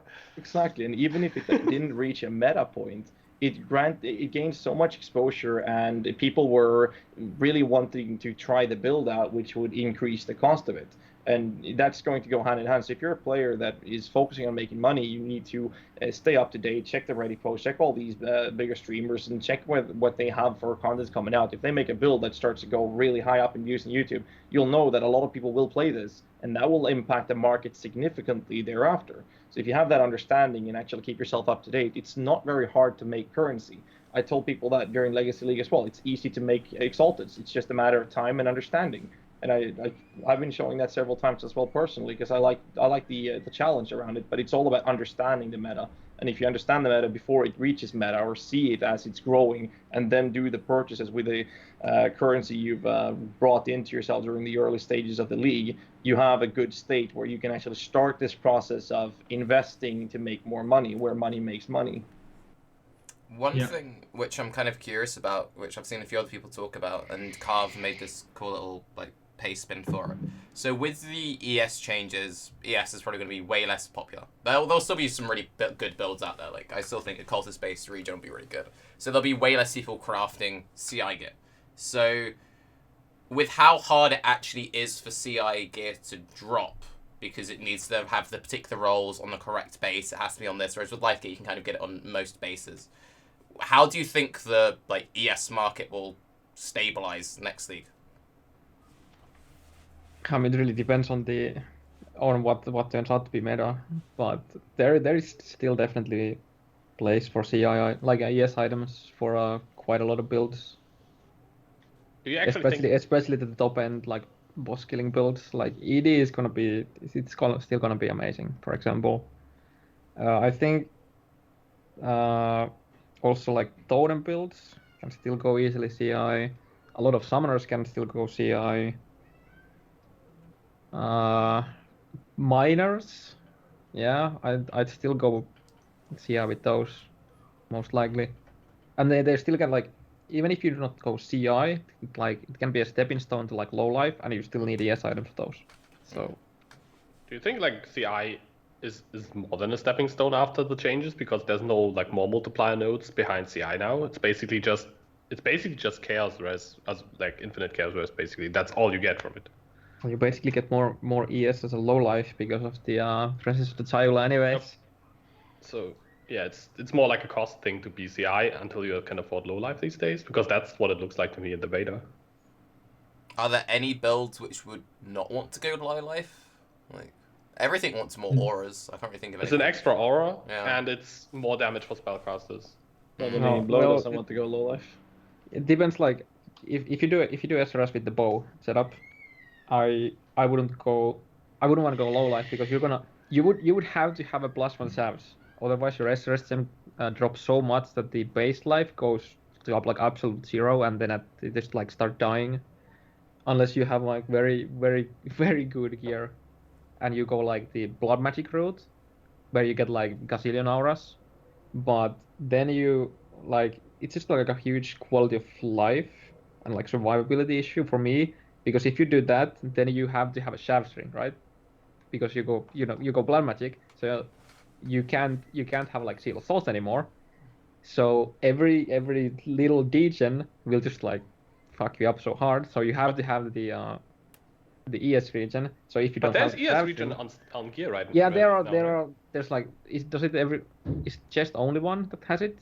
Or can you get it in like? I think Helm I've seen Speed? it on shields, but that might have been life regen. I've seen some kind of regen on shields, I think. Yeah, so Yeah. it might be a bit better now, I guess then, but it's it's okay. You need okay, so you need. I mean, you're using shafts, right? So rip the Chest chest. is out. Okay, so you have the shield. You most likely want to use the I don't remember the name of the shield, Prism Guardian or Yeah, whatever. the blood Yeah. magic shield. Yeah. So that's kind of out of the window, Mhm. unless you go with like a titanium. And at that point, you need. Now with the changes, I guess you only need like 2 prefixes, since the if you get like a tier 1 flat and then you mastercraft the up to like 74%, that's already like up to 70% of the like complete like maxed out shield. Yep. So it's Yep. I'd still go for the shafting before I would do that as SRS. Probably, So I'd say as for SRS, the being Sia with the bow is probably still better. Do you think they'll nerf the Haku crafts? Because they seem ridiculous. I don't know. I mean, it makes it easier to start CI for sure. That's for sure. That's the goal, I think, as well. Yeah, Like, yeah. Not make Well, CI this possibly, end yeah. game But pro player at thing. at the same time, okay, so you craft the tier 1 flat, and then you recraft the Haku until you get the 74%, right? So a perfect like hybrid plus the normal ES is like what 100 plus 42. So you're kind of close there anyways. So like it's gonna be very easy to go CI. Just you need to like Haku level 5 and find like level 75 item level wall regalia and it's good to go basically. Doesn't sound that difficult. No. Yeah. Interesting. I like the idea of CI being like a little bit easier available, but the ceiling isn't as high anymore, right? Yeah. Like once you got the Haku craft, you got like 70% of what you can get if you get a good, basically get a good flat roll, and then you're good to go. That's all you It's need. basically something I also dislike. Earlier, CI had this really nice benefit of you're getting chaos immunity, but you also get some more ES. And now you also only get chaos immunity. And this kind of not only forces you into a part of the skill tree, but also isn't likely enough to give players a good motivation to go there in the very end game. So maybe there should be like some, I don't want to say CI threshold you, but some sort of enhancement or additional motivations. On the other hand, chaos immunity is quite good, and I like the idea that you can actually start off going for hybrid or energy shield right off, because now you can actually go to Haku and get a pretty decent craft right away. And it's actually kind of nice that CI is not like you guys said, a pro player thing, and yeah, I like it. I mean, do you think they needed to cut the nodes behind it? I'd like there to be something because Yeah. right now they're basically the same except low life. Well, you get more damage, and you in most cases you're losing maybe like I don't know 100 flat ES, 200 flat ES in your gear, but the presence of the Chayula most of the time makes up for it. So right now CI for most builds CI just seems like a stepping stone before the very high budget going low life. I completely agree with that, but I would, like Karv said, I would like to see there to be something, maybe not 50% more infused shields node, but I mean something, get some extra flat or extra increased modifiers behind it, something to help it out. Because I mean, right now it's the only thing you gain is lose your life, 100% chaos immunity. You're welcome. Enjoy the rip. I'm actually Unless you have the gear. not quite 100% sure why GG did this nerf in general. I mean, I absolutely get the Valpac thing, the whole thing that life and ES should just have different playstyles, not just a different globe color. Because before that, you were going live, that means you had the same life, but just with less of a pool. You were still doing installation stuff. Now they actually have different mechanics. ES can't leech properly, or no, very, very poorly, and life can have instant leech. But CI itself was never a problem, well, not the condensed problem. Now that they nerfed all kind of ES things, I don't really see why the nodes behind CI had to go, because the craft on the rings is gone, vow regardless and OES nodes are lower, discipline got lower, so I'm not even sure why exactly they remove those nodes. I think if they would re-add it, it would just like help summoners and mind builds and totem builds that were just going for CIs. It were definitely not like the broken part of the beta, especially with double dipping gone. So I think they might have gone a little bit too far on this part because they're nerfing builds that are actually not exactly the trouble. But no, we'll see. I feel that they kind of switched places with the current meta, where they moved from ES meta to life meta. Well, Mind Over Matter is probably going to be up there in the list. Yeah. The Cloak but, of Defiance buff as well. Stokonat series activities. Actually, Cloak of Defiance buff is a really interesting topic, because a lot of people came into the stream and said, "Hey, Ghazzy, have you seen the Cloak of Defiance?" I'm like, yeah, I've seen it. It's cool. It's good. It's great for things like Righteous Fire. But outside of that, which build reaches 6,000 life? Let's say 5,000 life, and then have 5,000 unreserved mana on top of that, without using like pledge or something like that. You can reach it, but you lose so much offense to reach that state. So the Cloak of Defiance is a great item, sure, but you probably in most situations are never going to reach a point where you actually fully utilizes the mitigation provided by those extra 20% from the Cloak of Defiance. You do get the extra mana regen, but you'll most likely never reach the full mitigation from it. Whereas a 30% Mind Over Matter, you need 42.8% of your life as mana, unreserved mana or Eldritch Battery energy shield, to fully mitigate the damage mitigation, or to fully utilize the mitigation provided by the defensive sources. And I feel that it's like the Cloak of Defiance. We tried out Pledge of Hands, fully Cloak of Defiance approach, self-casting Firestorm with it, just to try to push that. And the best I could reach with the really good numbers was around 6,000 to 7,000 life, but I could maximum reach between 3,000 and 4,000 unreserved mana. And at that point, I might as well just remove the Cloak of Defiance, get a better chest piece. The only thing good with that is that all life rolls and mana rolls would be equally worth on your gear. So if you find a gear piece with a flat life and a flat mana, like on a ring, both of those would calculate to your actual effective HP. That would be the only good thing, because you will most likely never hit that cap on your mana, making all mana equal worth as your life, which was the cool thing. But I didn't feel that it was as broken as many people seem to believe it was. Eldritch Battery. I think there's very few cases where you can actually say that mana is equal to life, because in case of Wall Pact, you're still not leeching your mana instantly, and after you play Mind Over Matter builds in like high tier maps, you just like start looking at like acuities and just like, could I like have this? Because you're always, your mana is like 0, and at that point you're just like I should probably go for like 1k or 1.5k more life, and just reserve for like more survivability, like reserve mana for like a blasphemy or something like that. Mm-hmm. But there are actually a couple interesting ways to get your mana back. Like Trickster, for example, has is it like 20% chance to get 10% mana, or 10% chance to get 20% mana? I don't remember which way it was. 10, I think. Yeah, but there's Essence of Insanity on an amulet is actually 10% chance for 10 max mana. So if you use like a skill that like casts like insanely fast, like, or if you're like an attack build, let's say you go like a Spectral Throw with like Raiden and just go like ape shit on attack speed, you can actually like keep up your mana, because your mana cost is gonna be so low. But for spellcasters with high mana cost, that's gonna be a bit annoying. And back to the Cloak of the Defiance, actually, I see any use for that in builds that don't really have good access to going all the way to the Mind Over Matter in the like between Templar and Witch. Like you can like be an attack build.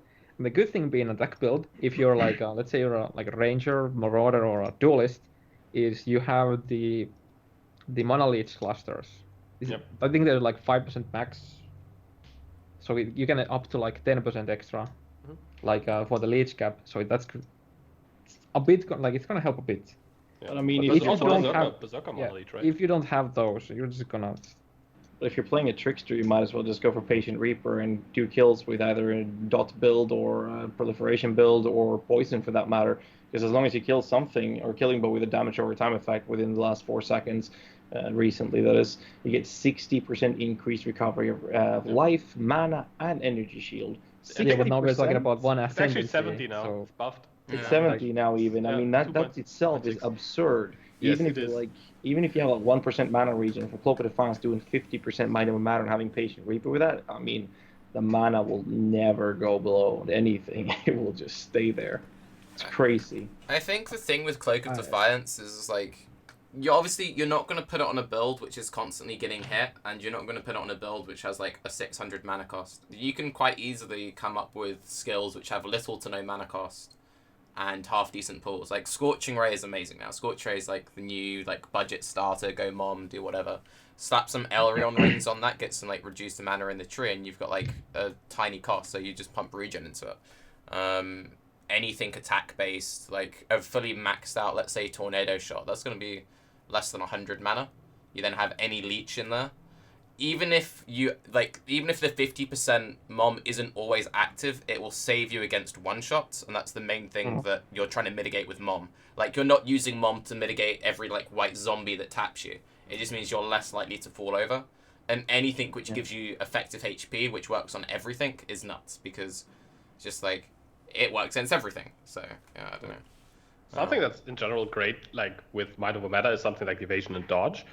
And phase aggro, and especially the aggro downsides, actually that do not affect Mind Over Matter, while they basically affect everything else that you could pair with it. So I think actually evasion builds could work pretty well, because Cloak of Defiance is even on an evasion base. It's evasion ES base, right? Yeah. It has like 660 evasion or so.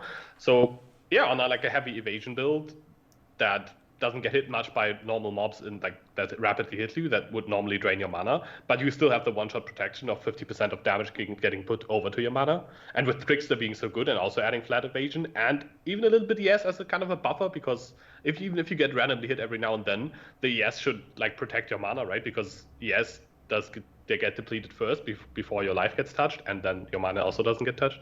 So I think actually there's something for like a evasion-based, life-based, Mind Over Matter thing, with it, especially with Tricksters, but also maybe Raider also get a ton of evasion, and some builds like that. I think there's actually some potential there. It also has the perfect colors for anything kind of chaos-based, because most of that stuff just wants green and blue gems, and chaos-based currently don't have any good auras, so there's like even more synergy. If you are somewhere, you can stick to just right side of the tree, get all the chaos nodes, get acro, get whatever, and then yeah, it does let you jump over to mom. The one thing which I do find kind of annoying though is that so they added all these new mods to gear, and they keep adding all these really powerful uniques, and it's just like, when do you actually use these new like hybrid life rolls and stuff? Because a lot of people like, I've seen a few things on Reddit, everyone was gonna play about life, no one's talking about life anymore. But do you guys think that life's really bounced up at all with the changes, or is it just a case of mom is now amazing and CI is a bit more niche? I'm trying to push pure life-based in beta right now. I'm having some thoughts. I showed Karv the build before the podcast as well. It feels really good, but defensive stats is the main concern with it. And I'm trying out pure life with nothing else.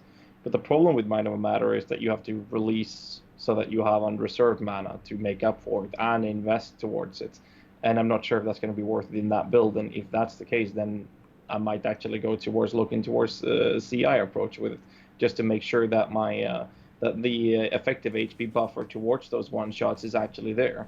And I'm not sure if the life will actually be covering that, because you have to always weigh out the different uniques you're forced to use that might not provide any actual effective HP, whereas ES items or ES uniques, most of them actually provide you with some defense, like I've or many other items actually provide you with some defense, whilst unique items without life doesn't grant you anything, because, well, armor is useless. Everybody knows that already. We don't die towards a big fist hit, most likely. We die towards big spell damage in most scenarios, at least. That's from my experience.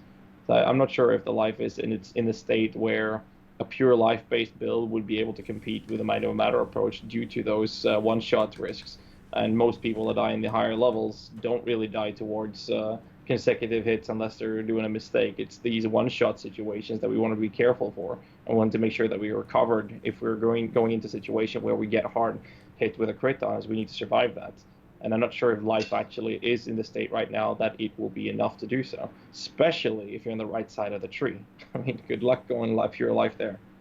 Something I'm definitely disappointed about. GG teases that it was supposed to be Pantheons that was supposed to provide protection against one-shots, and the Pantheons got data mined, so there's definitely no guarantee that's correct. And the one Pantheon that actually provides protection against single target attacks is like you gain 8% damage reduction if you're facing just one mob. So basically the whole big deal with life that you need to protect yourself from one-shots, nothing really changed them. The evasion mechanics are the same, they're not consistent enough. Armor mechanics are the same, they're not consistent against big hits and elemental hits, and you basically can use such gimmicks such as Mind Over Matter, but otherwise you still can't reach high enough life to survive specific one-shots, I think. And there's a whole WoW pack thing, which is also still exists for life, so I'm not 100% certain if pure life builds have the capability to run higher well-enchanted maps. Like can a 6k life map, now especially that monsters have been buffed, run a tier 16 map with 5 to 8 mods and be still safe, especially in hardcore? I would kind of doubt it. Also, speaking of the Pantheon, like there's the data mined Pantheons. There was one that had, I think it was 10% chance to take 50% less damage from like area. Yeah, that was funny. It was like, I was just like, seems what? Wait. Sometimes you Why? randomly don't die by one shots. Yeah. Maybe. Like die 90% of the time, and then this one time you don't die. But that's the Well, whole you can thing think with about going. it this way. If you level 10 hardcore characters, one of them will not die. Once. once. How about What? stack them around so that 50% chance to take 10% less? Buy 9 and get 1 free. Don't you make 10 characters every team? The Pantheon system seems really weird. Because I had this fear I with hate it. Pantheon going in. I said, like, when they first announced it, it's either going to be so underwhelming that there isn't a point, or it's just going to be Oh, busted. super broken. And currently, it seems mostly underwhelming, but amazing for, like, 1 or 2 very niche builds. Like, for Righteous Fire, Pantheon is 10% less Righteous Fire damage taken, which is insane. Yep. And Righteous Yeah, Fire, yeah. like, was already one of the best builds. And it's just, like, way better with Mom and stuff. Like, do you think they're gonna nerf it at all, or is this just stay as is? Like, Well, they nerfed the Righteous Fire shield mod already, so you can't go that route quite as well. I think it was 15 to 20% less damage over time taken. Now it's just 5% less damage over time from Leo's mod. And as for Pantheon itself, I believe they're definitely gonna rebalance it over time. Maybe not for beta, but maybe the league after, because right now there's like those, as you said, super amazing Pantheons for some builds, and like this 50% chance to not get frozen or stunned again is super useful for a lot of builds, especially at the beginning. While other Pantheons are like, well, they're nice for Righteous Fire, take less damage over time, and there's ones that take 10% chance to get 50% AoE damage. Is like, why is this a major thing? It's like, how is this build defining or helping in any ways? Well, it's nice to have, but it's certainly not something, well, you would probably focus on. I think that my main issue with not just the Pantheon, but in general, when it comes to defensive stats, when it comes to this whole idea of there's a chance you die or there's a chance that you survive, it's the same thing with the evasion and block, which is why I've never liked those builds. In softcore, I guess it's fine, and for small consecutive hits, it lets you take less damage. But once you come to that position where that one shot is available, it's either you die or you don't, and the whole defensive stats in the game will always be based for the endgame players. To be making sure that your effective HP is covering you from those one-shots. That's the whole point with the game when it comes to the defensive approach. Doesn't matter if you're playing hybrid. Doesn't matter if you're playing Mind Over Matter, Life, or ES, or Low Life. It doesn't really matter because the end-game goal is the same. Make sure that your character survives the one-shots. And the game should be balanced around having as many defensive aspects as possible, being able to reach that one way or another. And right now I feel that Life is a little bit behind in that, whilst Mind Over Matter helps that. And then you have the points like Pantheon systems helping certain builds reach those positions easier. For example, the less damage taken and whatnot, making you able to focus on other aspects with both gear and skill trees. I actually disagree on the thing that's said all the time that all you have to worry about is one-shots, which I think is just not true in the game. Like, people keep telling me this, and then they die to porcupines. And that's not a one-shot. That's not one big hit, that's multiple hits. And if you're a block cap character, you never die to porcupines because only 25% of them hit you. So people always keep telling me that, and I disagree with that. And in general, evasion is never meant to be protection from single hits. That's something else you need in your build, is protection from everything that does rapid hits, which is porcupines, is titty bitches, or it's like all those mobs that rapidly hit you, which are in the game, and they are dangerous. Like, not that many of them, but some of them are dangerous. So I think that's just like a misconception that it exists. There exists something that is dangerous that has multiple hits, like something that shotguns you, like all the shotgunning stuff. The rapid hits from, for example, if you're spell block cap, the calm, like the tier 15 calm projectiles from the walls, they're spells, you just block them. It just does. You get hit by one every now and then. They do like 1 to 2k damage maybe if you're like fire res cap, which you hopefully are in tier 15 maps, and that's all right. But if you get hit by 5 of them, you die. Oh wait, yeah. I mean, I agree to that to some degree, but then there's also easier solutions to it. You go into, if you're a melee character, you have to be there in the midst of the fight. You have Immortal Call, for example, which is not guaranteed in all situations, of course, but you can always pre-pop the flask. You can get an evasion flask, a jade flask, you can go granite or basalt. And most of those things will actually cover you on top of the leeching, whereas the solution to that is easier than going the entire tree focused on block and or evasion. So there are solutions to those rather rare, to be fair, situations, but they do exist and they do prove very useful in those situations, like you said. But ultimately, there are if you make sure that you don't die towards them, it's easy to solve with one flask. Whereas a one shot, even if you have a basalt, granite, and a jade flask open, whereas the jade is the evasion base, but let's say the actual mitigating ones like a basalt and a granite doesn't guarantee you a situation where you're not going to die from that one shot because they might still one shot you. That's cool. I mean, there has to be something that's dangerous in the game. No, absolutely. And in a logout meta, like I think we talked about that a lot, but in a logout meta, you kind of have to have something that can kill you fast enough, so that you can't just like log out every time. But I think there's enough of that in the game.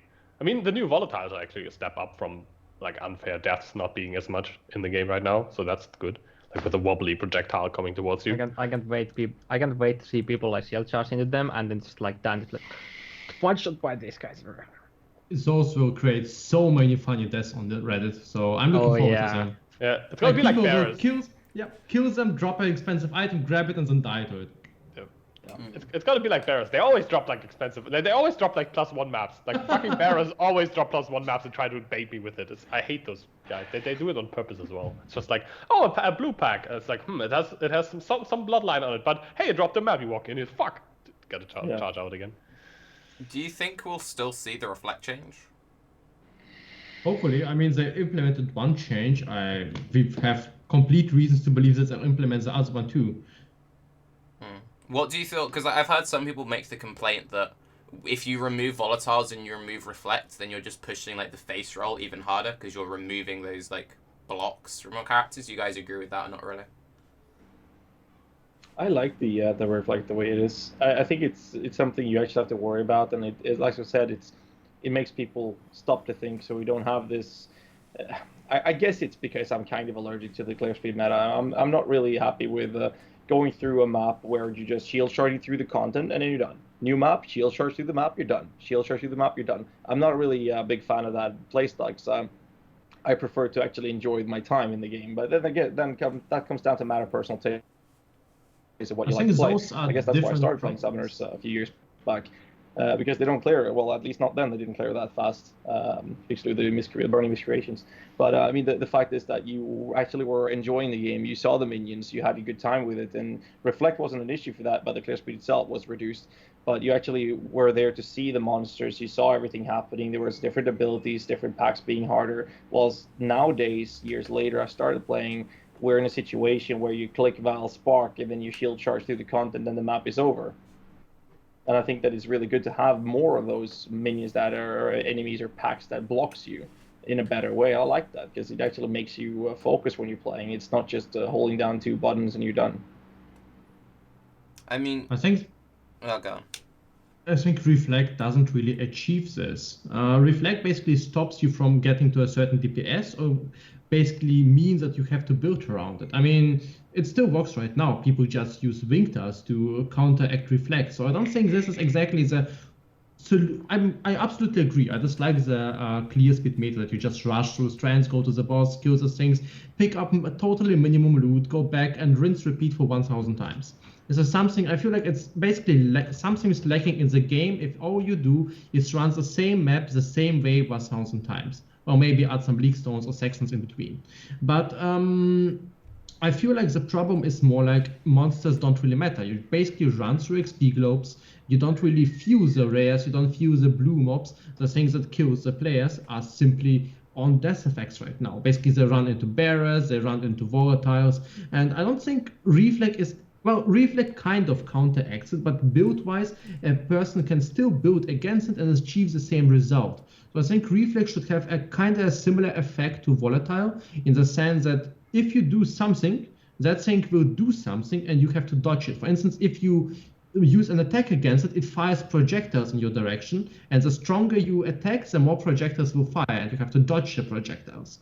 But at the same time, I don't really think that Reflect in its current solution is really a great thing. It's unintuitive, it can kill you, and it's really not a mechanic. Well, if you die to bearers, you think, oh, well, I messed up, it's my bad. If you die to Reflect, while it's still certainly your fault, you sometimes didn't even see it, and it kind of feels a little bit bullshitty. So I'm not sure, while I agree to your points, the meta is unhealthy right now. I think the solution to it is creating monsters and mechanics that force the players to actually play intelligently instead of just stream through the whole content and basically just play a wrecking ball. But instead, there should be mechanics that force players to move around to interact with the monsters. I mean, most players don't even notice the yellow mobs anymore, the rares, and there's a good reason for it, because you basically destroy them without even looking at them. If they would have more HP, or even if they would have a limited percent of damage they can take, let's imagine a monster can take only 50% damage per second, just as an idea. It's nothing like, not a great balancing idea, but a rare can't die instantly. At this point, suddenly, the rare becomes a problem. And this is something that might be interesting. And I feel like Reflect is not a good mechanic in its current state, so it needs to be revoked. But we are talking about two different balancing problems in one game. So I think we should split them up. Yeah, I agree to the splitting. Yeah, I agree. Yep, I think so as well. I think Reflect is not the solution to the issue, but I don't think like having some mob where you have to think before you just like blow it up and burst away with their skills is a good thing. But yeah, I think the separation could help create a more healthy meta. But I don't think they're gonna remove Reflect or like change it too much anytime soon, because they just in beta added the Reflect like 50% Reflect damage taken to 2 Scion Ascendancy, so that kind of sounds like Reflect is gonna stay. Good point. Do you think so for anyone who doesn't know, they've like buffed the hell out of bosses, like map bosses on the beta? Do you think they'll stay in the current state, and is that kind of maybe what they're going towards, where it's kind of like they're trying to put this emphasis on, okay, you're going to breeze through the map, but then the boss is going to take you a lot longer? I hope so. I certainly hope so. We had that before. People just did skip bosses. Yeah, There should be an but incentive now, to do it. okay, that's. I mean, people will start skipping them now too, because the map drops are, that's like they could make people go into the and fight the bosses if the map drops weren't so what they are now. But at the same time, Free. Yeah, it actually feels good, like playing in the beta when you just you kind of sleep through the map, and then you come to the boss. Like, let's say it's like the beach map. The first time I went to the beach map, the small room with the clays or whatever, you actually have to start kind of paying attention to what he's doing. Otherwise, it's like you're just gonna run out of flask at some point, and I mean you can still portal out, obviously, but I think they need, now that they increased the boss light this much, I think they need to take a look on some of the map mods, like the Monster Life. Monster Life, yeah. I went in with an aura bot with 9 auras. I think it was with level 19 gem in a 5 link on SRS with an aura bot. in like an tier 5 map with like 50% monster life, and it took us like with EE and like double curse, like with one of the most like damage, it took like 20 plus seconds to get past him. It was like, okay, maybe the monster life is a bit too much now. I don't know. If you're just like a normal dude with a normal build and a normal skill and no support, Yeah, you it's take gonna like, take you a year. you got like monster life, boss life, double boss. Yeah, have fun. Yeah, it kind of felt like they balanced the map boss life with like an hour like support with you. So I don't know, maybe they overdid a bit. I don't know. It's hard to say because I haven't really been into like the actual high red maps and shit like that. So Yeah, I agree. it's really hard to test anything right now. Like Pox had a little rant, and I've been ranting about this constantly. Like, it's very hard to work out how effective stuff currently is in the betas because we are quite limited in terms of like we're missing some skill points from quests, we're missing some ascendancies. Most people are like going into maps way earlier than they normally would because we're going in quite underleveled. So stuff I think seems more daunting. But one thing which I think they might need to look at, so my first character, the Scorching Ray character, mapping on it, I noticed the bosses were slightly tankier. I just thought it was like, oh, I just made like standard bad Tarke build. I didn't like notice it actually buff the bosses themselves. It was when I tested out Explosive Arrow and I was going for like a pure Ignite based. Ignite based seems really weird. I don't know if it's just like Ignite's feeling a bit weak at the moment, but like bosses generally have higher resists than normal rares. They will have like curse resistance and stuff. So if you've got like a build which is sort of making do, like you'll clear the map perfectly fine, you then get to the boss and it's like, wait, what? Like I was full clearing maps and be like, Exposed Arrow seems okay with Ignites, it's not that bad. And I'll be like, Flammability, get my frenzies up, put all my fuses in. I was even dropping a Scorching Ray totem and I was like, oh god. There's just watching the health bar just not even move, and I'm like, But It's he not ain't your never had damage either. the greatest single target though. yeah, It's like not your damage either, so I was playing Blast Rain Lightning Arrow and I was really lucky. I found a Rat's Nest, a Lion's Eye Glare, and a Lion's Eye Foju during the first days of the beta, like first 48 hours. So I was like pumped up and lost all my luck, and I could basically breeze through maps and destroy the trash with one shot. But then I came to the boss and used like Blast Rain or Barrage, and I just stood there and held my E key, which were Blast Rain, and he took like 1 millimeter of damage, and I was full leeching myself with Vow Pact and felt like, yeah, maybe the HP is a tiny bit higher. So I feel like, first of all, just buffing the life is kind of a cool idea, so you can experience the fights, but if they want to do it, then there should be like a reward for it. Maybe a cool idea would be something discussed on Reddit.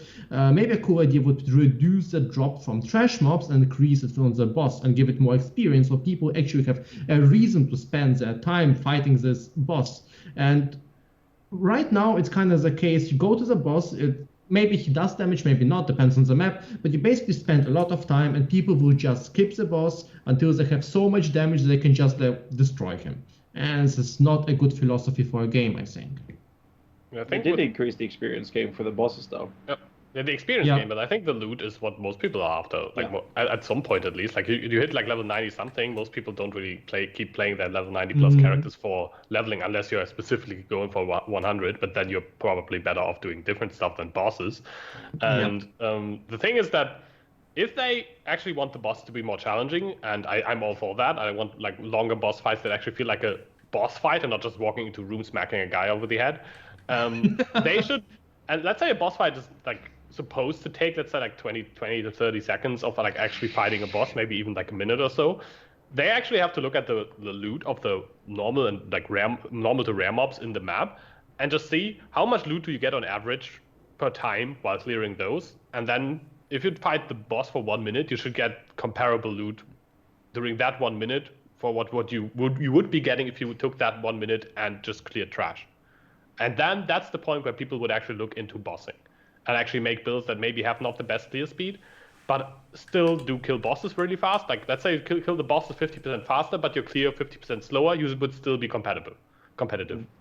And I think that's where the game currently, the bad boss to trash mechanics currently fail, and that's why the best builds are like the Wildfire bolts, and not the essence drains unless you want to farm shape or whatever. I think it's also kind of reward thing. You get the most by killing blue mobs and killing white mobs, but the boss actually drops fairly little compared to the magics and trash mobs in the map. So if the boss would actually drop, as Yoji said, comparable amount of currency and items compared to the trash mobs, but at the same time the trash mobs would drop a tiny bit less, I think the incentive to go for builds that can actually run through the map at a decent speed instead of breezing through it, but kill the boss faster would be much higher. Right now, people are kind of focused on, well, how fast can I kill the trash mobs, because I will get the map anyway, and worst case scenario, I will skip the boss because who cares?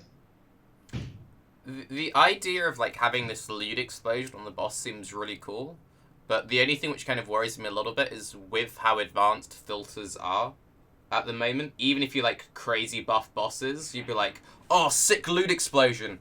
Oh, one alchemy. Like how much would you actually really need to buff the boss for someone on the average, like, higher end, like, Uber filter to really notice the bosses are dropping stuff? How about Quite a bit. Says the filter guy.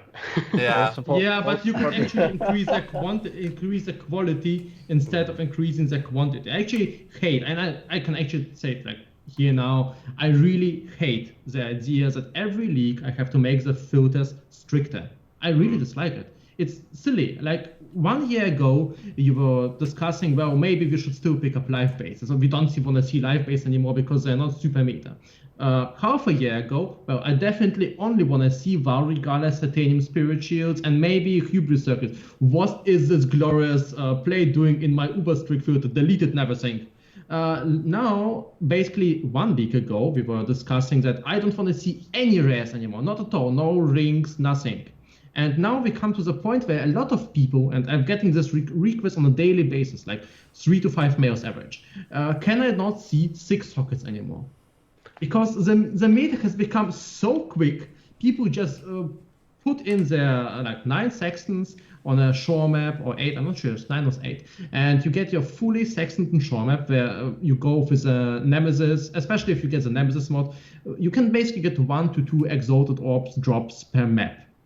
And ton of relic keys, you can get the very, very, very cream de la cream item. This issue is less severe on hardcore, but it's still like to the point where the loot filter strictness is kind of obnoxious. And I really don't support this motion. I would really much prefer that players have to, I like it when loot is exciting. And there's no single rare outside of maybe an opal ring that people want, I think that's a problem in the game.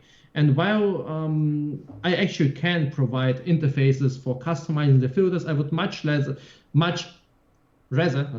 have the point where filters don't need to be this level of strict and stupid. Yep. Yeah, I think for me, I personally stop having fun at the point when I literally skip all the loot. Like at that point, it doesn't. I just feel like I shouldn't be playing the game anymore. But obviously, there's different preferences. But I don't know. Just like, hey, there's like the 6 socket, for example. Just like two fusings. Just like let it be there. Like, and people like skipping chaoses too, and like I don't know. It's like the skipping chaoses. When I first saw that, I was like, it's a freaking chaos orb. What the hell? But then one exalts like, I don't know, 500 billion chaos on soft course. I was like, okay, maybe. Yeah, I think going fast is not a problem, but the like as in like an idea, but there's like certain like threshold, and when you go past that, then it just like like I don't know. It just gets ridiculous because you clear so fast that you can skip the chaos because you kill so many mobs while you could kill so many mobs while looting that chaos that it's not worth picking up that chaos, and that's just dumb. Once you get to that point, we have a problem. I personally think in the clear speed meta, and while there are some people who enjoy that, I mean, it's like I don't think most people enjoy that. Like maybe some people enjoy that and look at it, but at that point, even those people have to agree that maybe they are not the majority, because they always tend to think, yo, the people who want the game to slow down are not the majority. I don't think the majority wants to play like 500 attacks per second shield charge strands either. I think there's some think, middle ground where most people want to play, where they actually have some exciting loot, some currency. I think this is a problem in Path of Exile in general. Path of Exile is not a super complicated game to play. I mean, anyone who has the gear can play a super fast build. And basically, streamers on the game try to present the cooler, the faster, the speediest clear builds, and a lot of people watch it. Obviously, things like Valspark, Val Fireball, EK, Threshold Duel, Threshold Shield Charge with Aura Bot are becoming more popular. So a lot of more people want to try those builds. A lot of people want to try the fastest, clear, speediest, this is even a word, build, and this is basically what we get. And I think by just having this kind of bad public education, we get to the point where a lot of people want to play only the super fast builds and everything else is just non-meta and too slow. Yeah.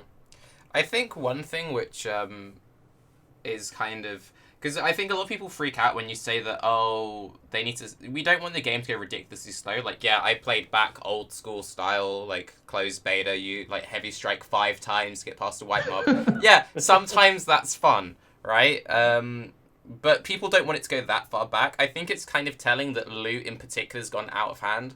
I think one of the main appeals of SSF at the moment is the idea of you're actually picking stuff up for yourself. Yeah, indeed. And when you play SSF, you don't just like go, oh, what's that? Was that a chaos that dropped? Oh, I'll skip that, because you need the currency to make your character not feel trash.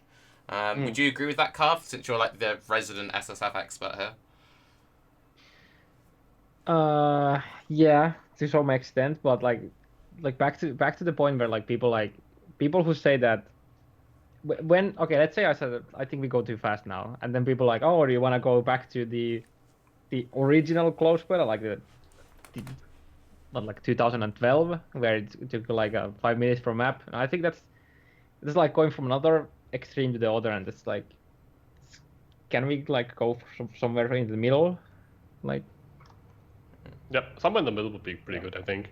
Like, I don't around think about, like, I don't think Project Pre-Ascendancy PT was is like decent. the clear speed we should have, and I also don't think that Baked Chicken is the clear speed everyone should have. I think we should be somewhere kind of fast, but not ridiculously dumb fast. But I think fast is still what most people should. I don't think we should be like super slow. I think just around like Ascendancy time, the clear was pretty healthy. Like, you saw pretty go fast builds then, but it wasn't like insane. Wasn't that when Valspark was already like quite? Yeah, Valspark was still like a big thing then. I like the days when Valspark was mostly used in right leg, and when you when you went to maps, you had to actually get like really damn good gear before it was viable in maps. Yeah. Well, that was the same with Baeclast Nova. Oh, sorry, but I cut you off there. You were going to talk about the other half of SSF, though, Karv, like when it came to loot and stuff. Yeah, I don't know. Like, it's like my view is coming from like basically the last league now, where it's just like getting things was quite easy. Like you could farm essences easily. You could actually, if you wanted to, you could get like dozens of the corrupted essences if you literally just farm essences if you wanted to do that. And like there's like even for me there was a point where I started like restricting my filter so that I would like didn't even see stuff anymore. But that's mostly because I kind of achieved the gear levels I wanted to, and not because I didn't want to get gear. I guess if I had like other builds in mind, I would have kept picking up loot. But I think we get a bit too much loot, yeah. And that's like with no investment into any rarity or quantity, I was like getting like just by like alking a map and then putting sextants on, you were seeing like multiple uniques per map, and sometimes the uniques are nice and sometimes like most of them not. But like we are at the point where if you wanted to loot all the things in the map, you would have to like basically use every single of your portals. Yeah. So yep. I think we have too much. Everything. Yeah. I mean, that's kind of like why we started needing loot filters as well. Yeah. I would say, because I mean, loot filters would have been nice back in the day as well, but there was a point where we didn't generate that much loot. That new loot filters really felt that necessary.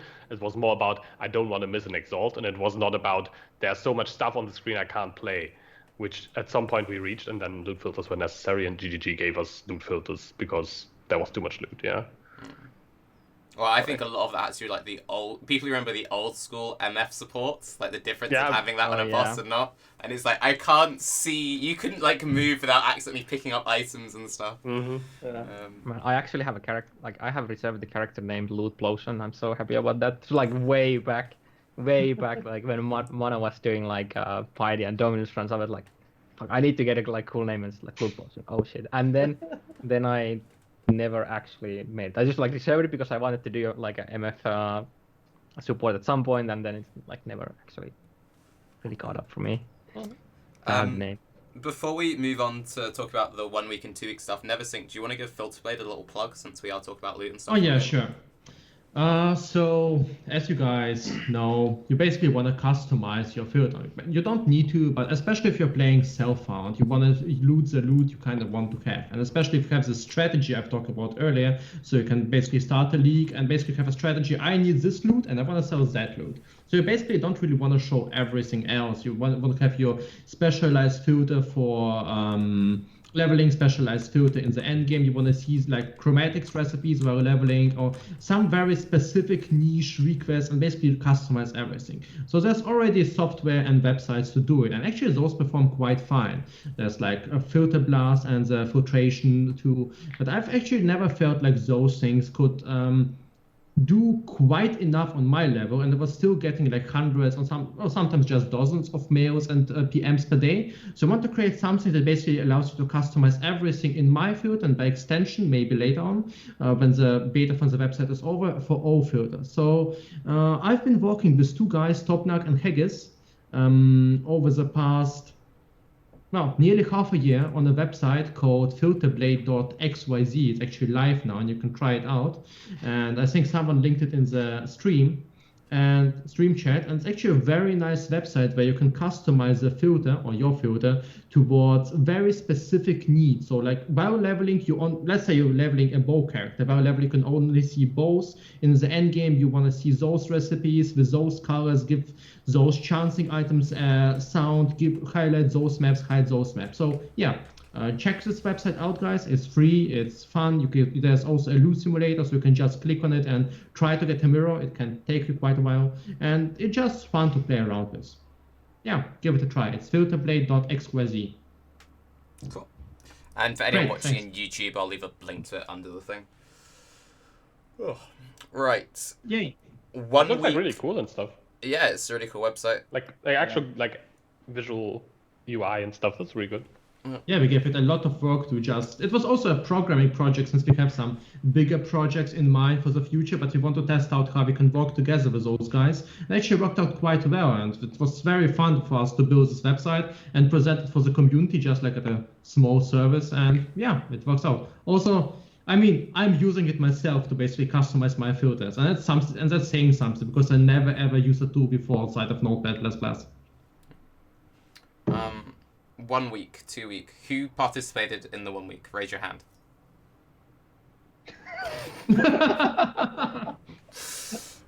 I'll go first because my participation in quotation marks is like the weakest participation I've ever had.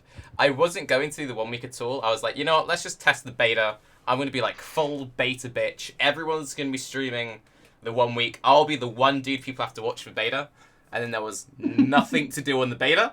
So I was like, okay, you know what? So on the Saturday, I thought I'll start a day late. I'll roll Hyro. It'll be fine. I make my Hyro. It's fine. I get to the arse end of Cruel, and this is why I love the new leveling system. I got to the arse end of Cruel, just getting to the start of Merciless, and then I died to desync. And I was like, fuck this, I'm not rerolling, I can't be bothered. That's like the worst time to die for me, is like when you're just at like the end of the leveling process, and you die, and you're just like, you know, I'm gonna go play Hearthstone. So, yeah, I then had like no internet for 3 days, and I just spent the rest of the time just watching Rise Rip constantly. And that was my 1 week in a nutshell, just like watching Rise Rip, close Rise stream, open Noogie stream, Noogie's dead, go back to Rise stream. It was beautiful. That sounds like the best part, right? Yeah. Like, watching people die is always good. But so you're basically telling me the beta was so bad that you were forced to play the 1 week, which was also not fun. That sounds good. Good times for PoE at the moment, I feel. Just like last beta. Yeah. What about you, Karv? Well, I wasn't actually even sure that I would do it before, like maybe I don't know 4 hours the event. I was like, maybe I'll play it. And I was like, oh, Nuki and Rice to do something. Guys, like, do you want like I kind of knew what they were doing, and I kind of knew that they're gonna have a struggle early on if they want to go into maps.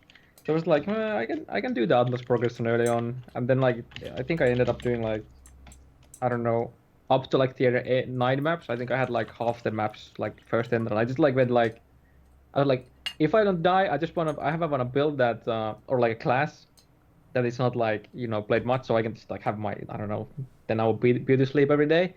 And then I was like, oh, let's go like a assassin EK, and then just well, there appeared to be one of like in Havok's group was also assassin. So at that point, I was like, oh, okay, let's just like rush through the Atlas as much as I can, and then I ended up dying, just not being really paying attention to what's happening, and just like got, the chaos bombers, right? Yeah. They like threw like a couple of the like there's like I don't know, I don't remember how long it takes before they explode, but they threw like 3 of them into me in like seldom, and like just like looking at them and just like insta died. I think it was like a crit map, and they were like powerful crits or something too. So it's like chaos damage with no chaos resistance, like gone. Wait, and like, wait. Are you trying to tell me you're not CI? I would have been CI, but this was I don't know, this was like maybe 15 hours in Oh, or it's something super like that. early. Okay.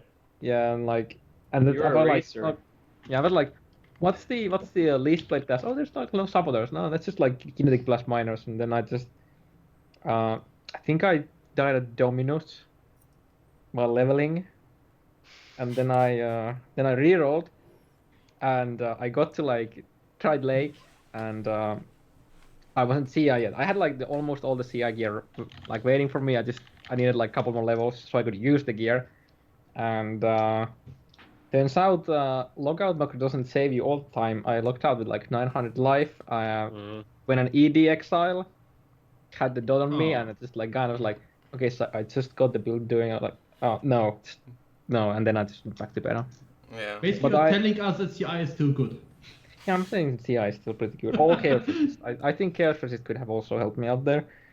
But yeah, like I think I achieved what I wanted to like help them out early on quite a bit with the Atlas progression. Because like Nuki was like farming Lake to like 85 or 86 or something like that.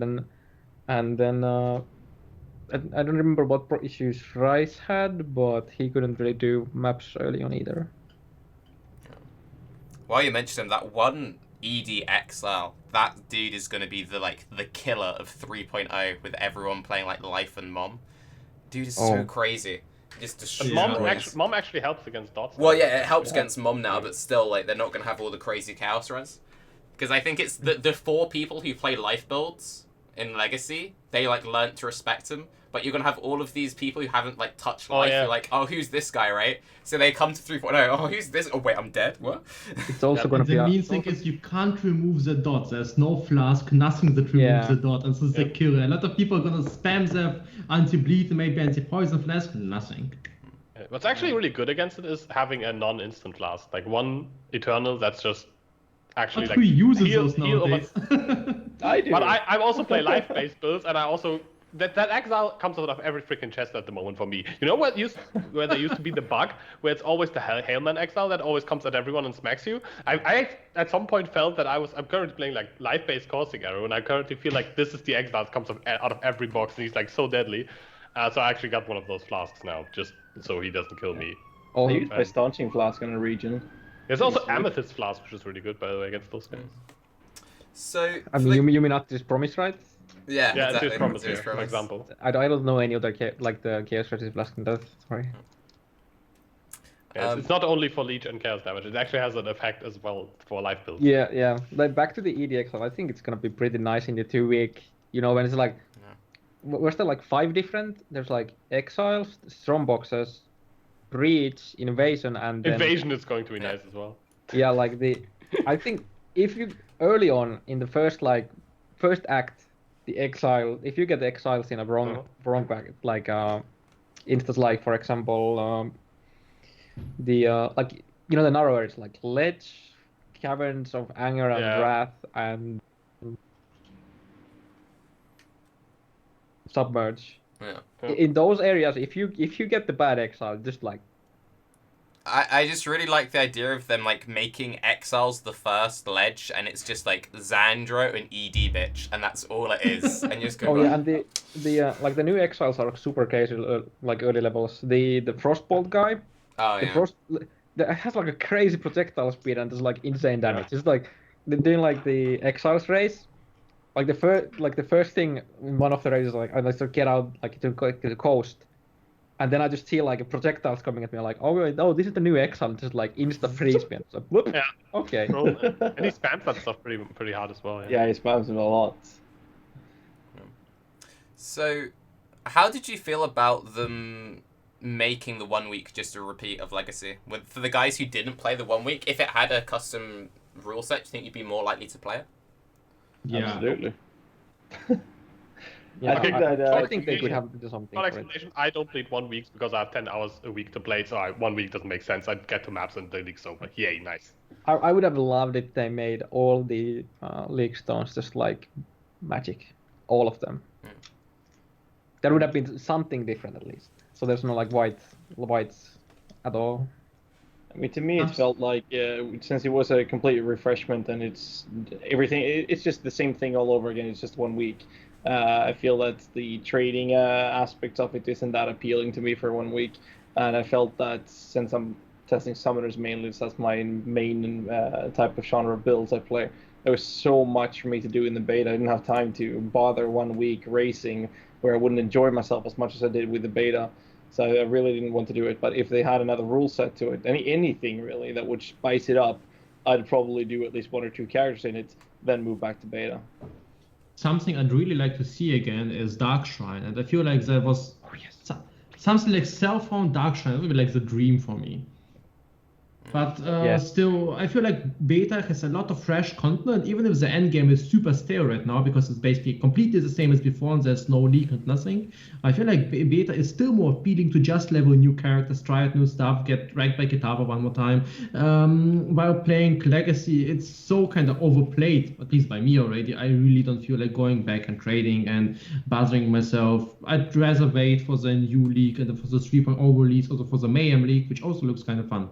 Also, I have no idea how Mayhem is spelled, so yeah. Yeah, I think that okay. Like let's ignore all the issues with the balance on the Dark Shrine. Let's say there wasn't balance issues. Just a Void League. Yeah, I mean even that, but like that is the only league I think ever that actually made you want to ID items. Mm-hmm. Good point. That's I think that's actually the only league ever that made you like look at like there's the specific mods, right, that you needed, like for example like let's say dexterity on a like would spawn, I don't know, beyond bosses or something like that. Like a specific attribute would give something in the area. Yeah. Whether it be like 20% quality on your gem, like all of the gems, would it could make everything rare, so you could like basically alch a full inventory of like corrupted like amulets or something like that. And so you actually wanted to ID items. You wanted, but people crafted items. I remember crafting like maps with like fracture. Mm-hmm. I don't remember what it had, but it was something really good. It was really good, yeah. Yeah. There was some other stuff as well. People like trying to regal certain items and like just have 3 mods and put them in. Yeah, exactly. And like random shit you pick up, it's just like random driftwood one ID. It says 4 stats and 2 of them are good. Oh, it's actually worth something. Nobody's gonna use it, but someone's gonna put it into a Dark Shrine and hope. And the best thing about this, that would make people want more stash steps because they need to stash all the items. So. Yeah. Money. Maybe quite a bit off topic, but this is something basically the current game, in my opinion, lacks a lot. Is a reason for players to identify items. Maybe if there would be some super rare mods that you can extract and create something like an essence from it, like a super and that you can use to craft a blue item and start crafting. It would give people motivation to identify an item. But as of right now, basically, if you're a fast player, you're usually better off not identifying items because the 3 to 4 seconds you need to pick up, identify, stash, or sell and evaluate the item is usually better spent killing off more trash mobs. In chance of getting an exalted orb, chaos orb, or something that is 100% appealing with little investment. Also, I really hate the idea of how you currently sort your quad stash stats. This is like the least appealing thing right now. But yeah, that's off topic. I mean, since it is off topic, I will continue to go off topic. The issue you'd have with that though is to do that, it would need its own like special additional currency and or system, which would mean even more additional bullshit that we need to manage. I think one of the big issues we currently have is there are too many side things that we're managing, so stash management takes even longer. So to add this whole extra like, oh, but what you can do is you take the pencil and then you extract the color and you hold the color and then you get the glass and you put the no, fuck that. That's why I want Legacy to like go away. I'm glad it's going away, and I want them to like keep making mechanics which aren't just here are more cups to hold, because that's kind of the issue there. I mean, even just by let's say as long as you have like any suffix on any item has a chance to do like add a mod that is otherwise unavailable to items. Let's say, for example, right now, like we don't have ES region on live, right? So you could add like when you use a rare item on the dark shrine, it can like add like literally like exalt that mod into like items in your what you're using or what in your inventory or something like that. There's so many things they could do. Yeah, options are there are a lot of options, and especially in those short events, I feel like they can just like try something crazy, make it void, and see what happens just as a test, especially in those phases. I mean, of course, like probably all of GGG's design and balance people are like busy right now. I would think making like finishing the content, but in like this in between time of short events would be perfect to test some crazy new ideas and just like toss them out there half unfinished, like. Because people don't like, there will be some people playing it and trying it out like the 1 and 2 weeks, and there will be enough people who just don't look at it. So I think it's good enough for a playground for people and GGG alike to just try stuff that is kind of not used. But I can see why they just don't have the time. I feel.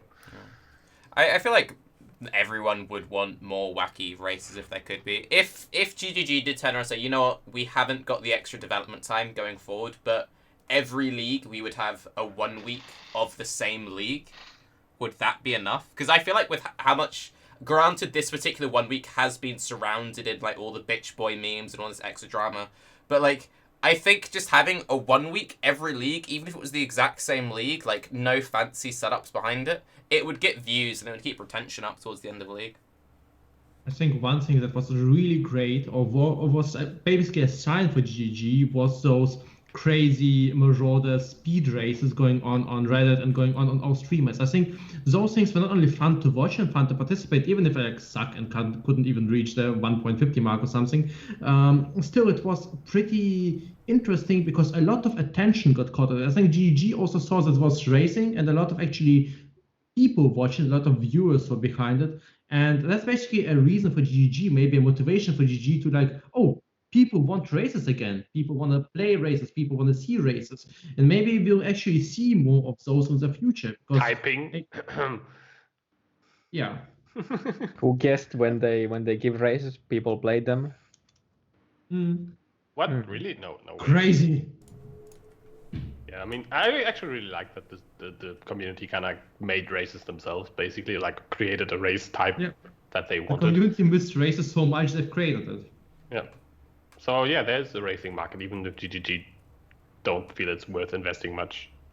Or like I think they made the argument that when they have race season, it like people don't really want to play on the league anymore because the races and shit like that. I mean, you could have the race, or like whatever it will be. You don't have to have it at the same time as the league is starting or in the middle. You can have it towards at the end when the population is already going like down. So that would keep people playing. Yeah, like hopefully. If you throw it in the last week or the second to last week of a league, the only people still playing then are like guys going for challenges, which it won't affect them, or the guy who plays anyway.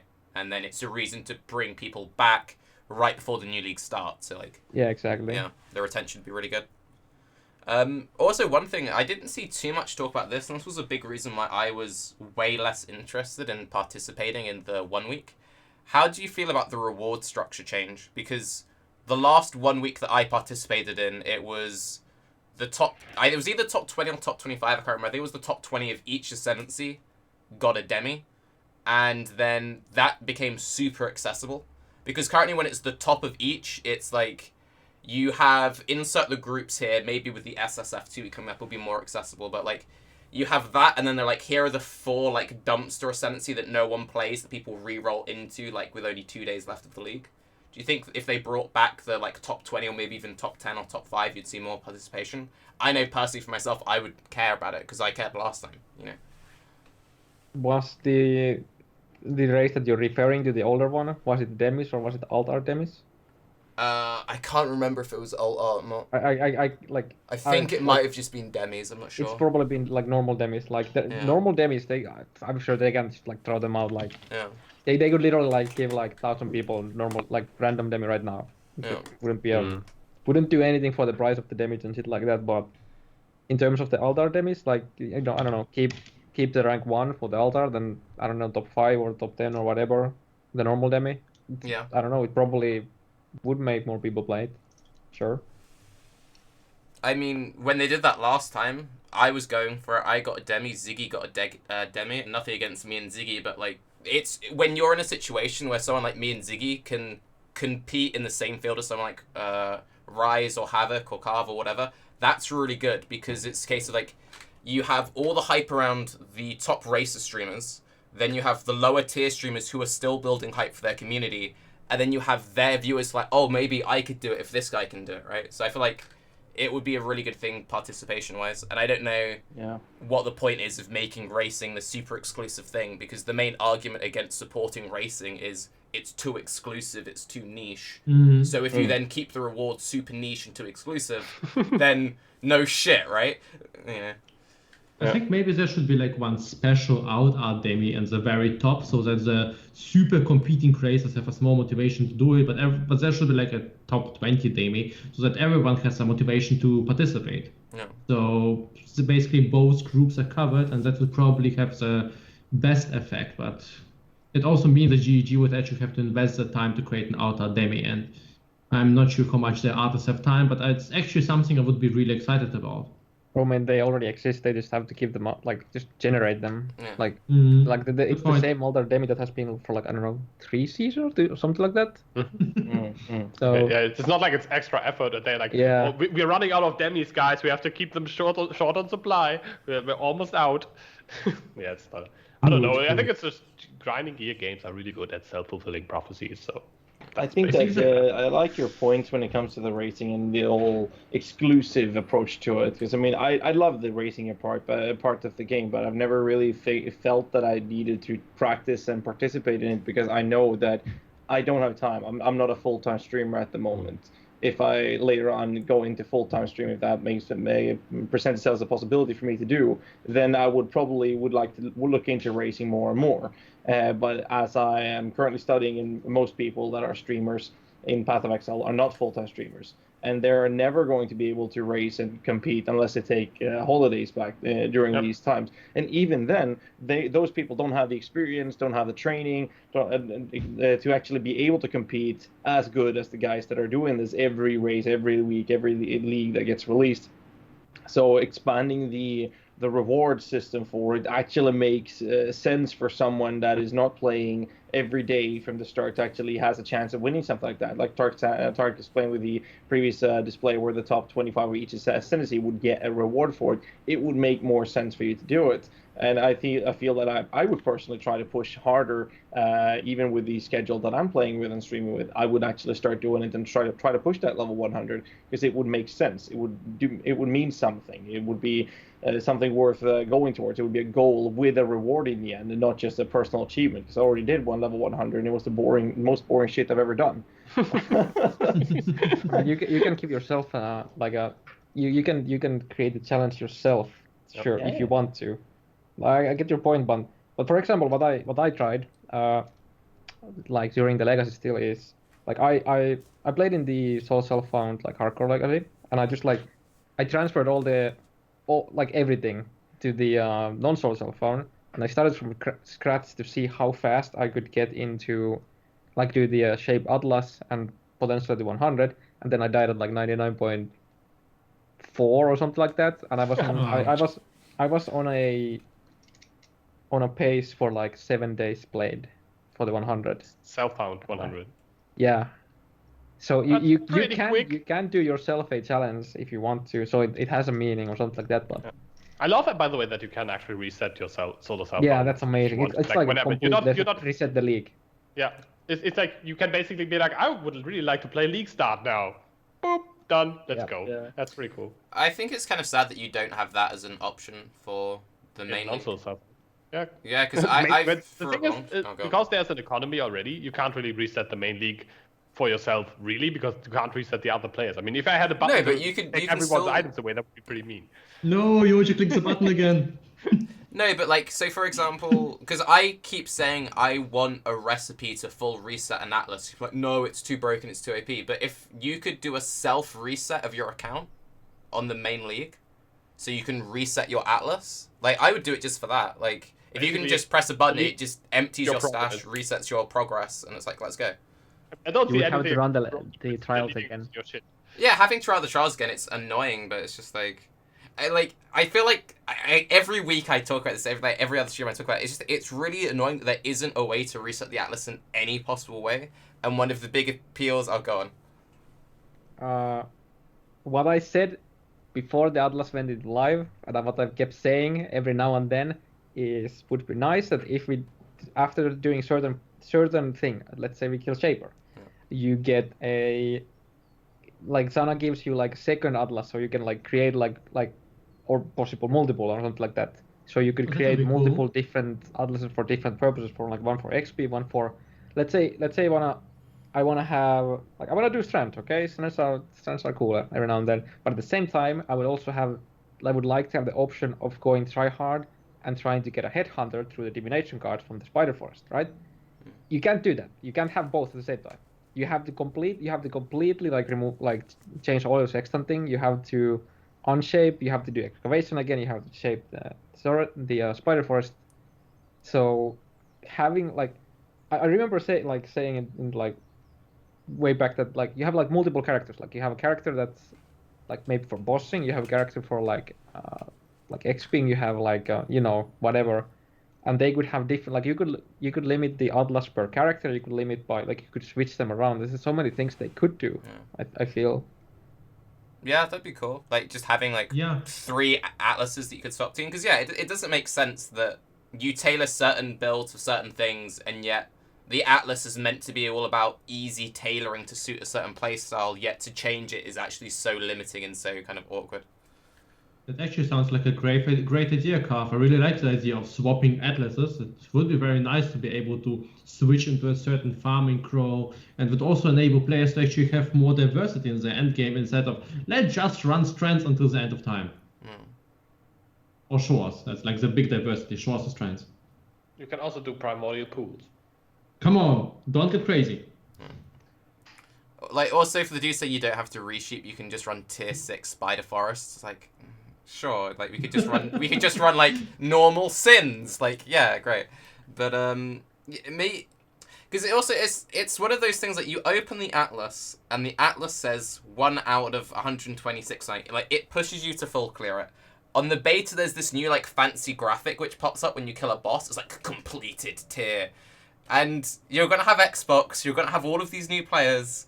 And they're going to be like, okay, cool, so I complete the thing, I talk to Zana, Zana tells me to clear all the atlases, I get this, like, Xbox achievement points thing pop up on my screen, I complete it all. So they do the Xbox achievement points, they complete everything, and they go, wait, what? Oh, it's going to cost me, like, 700 chaos to trim this back down to strands, or whatever we're doing, man. It's just like, kill Shaper, you unlock an extra atlas, anything, like, I don't know.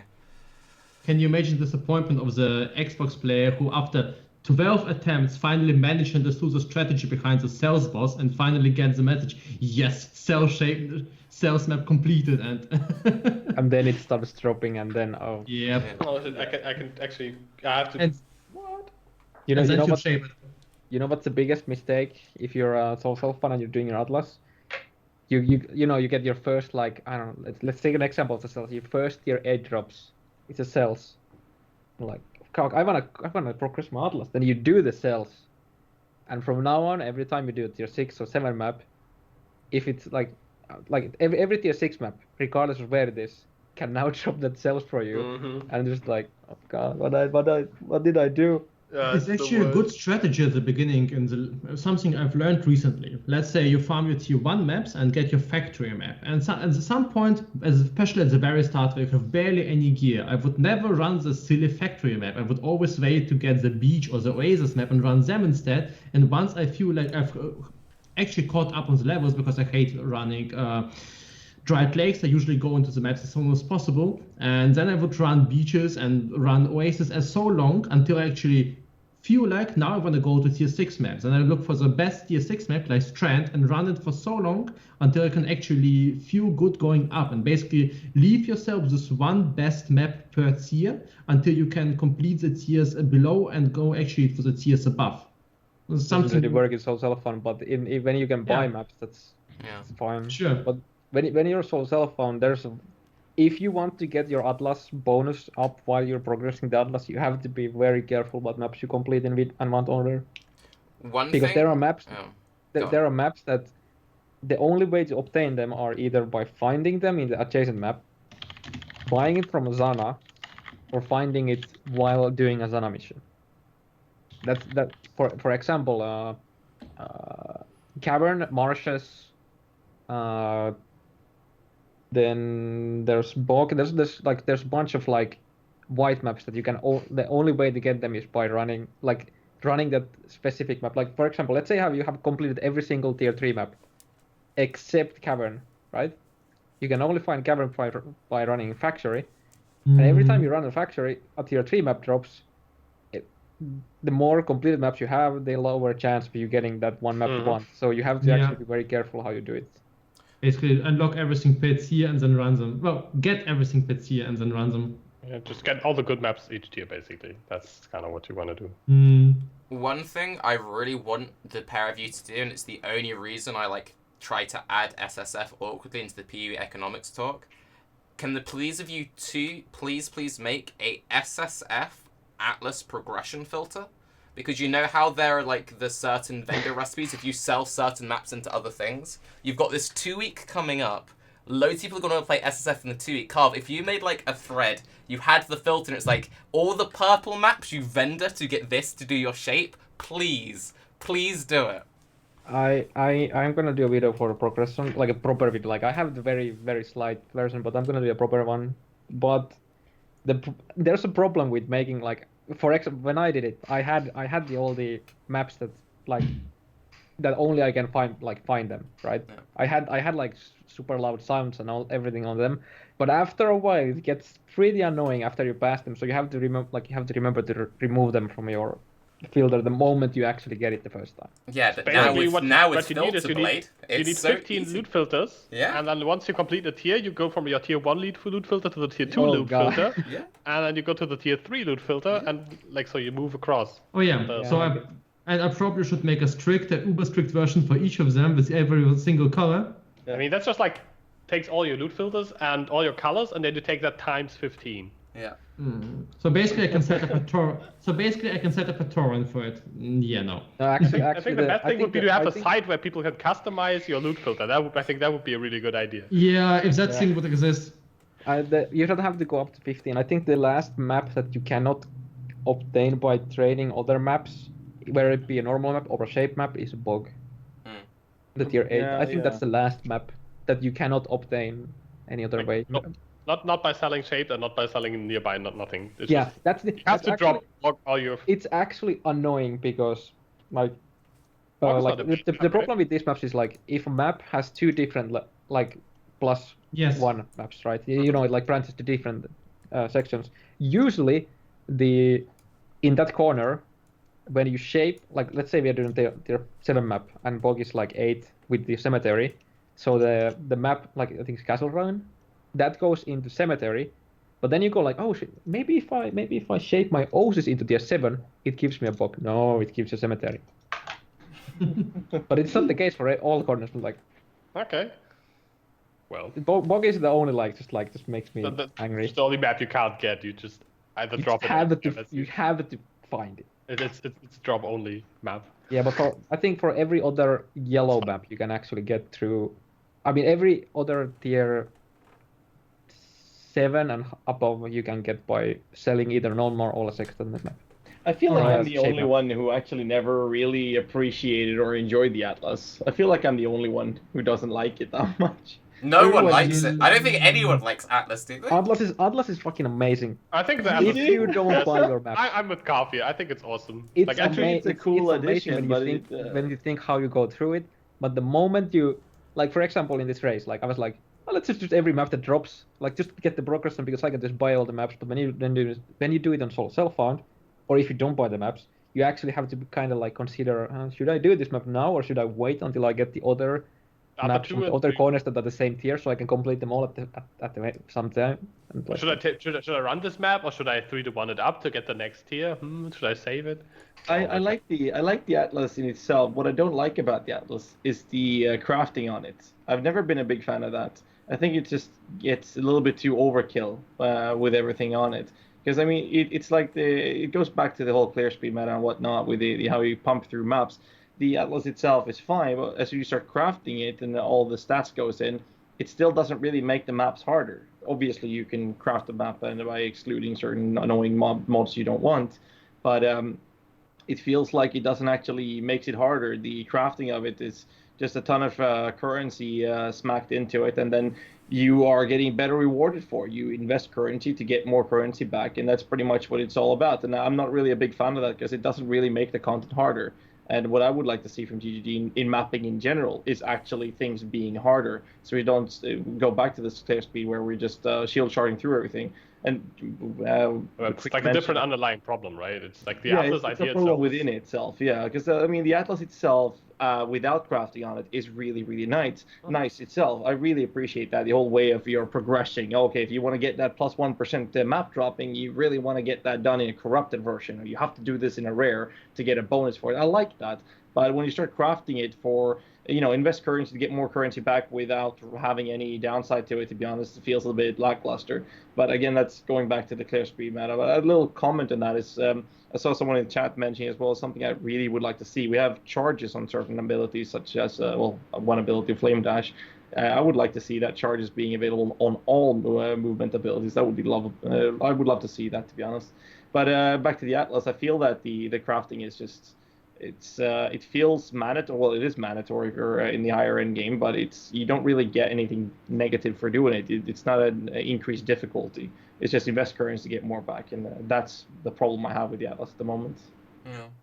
All right. So I think we kind of feel like we talked about everything, and I kind of gotta go now. So I'm just taking this opportunity to say thank you to all our awesome guests. We had lots of awesome discussion, I feel.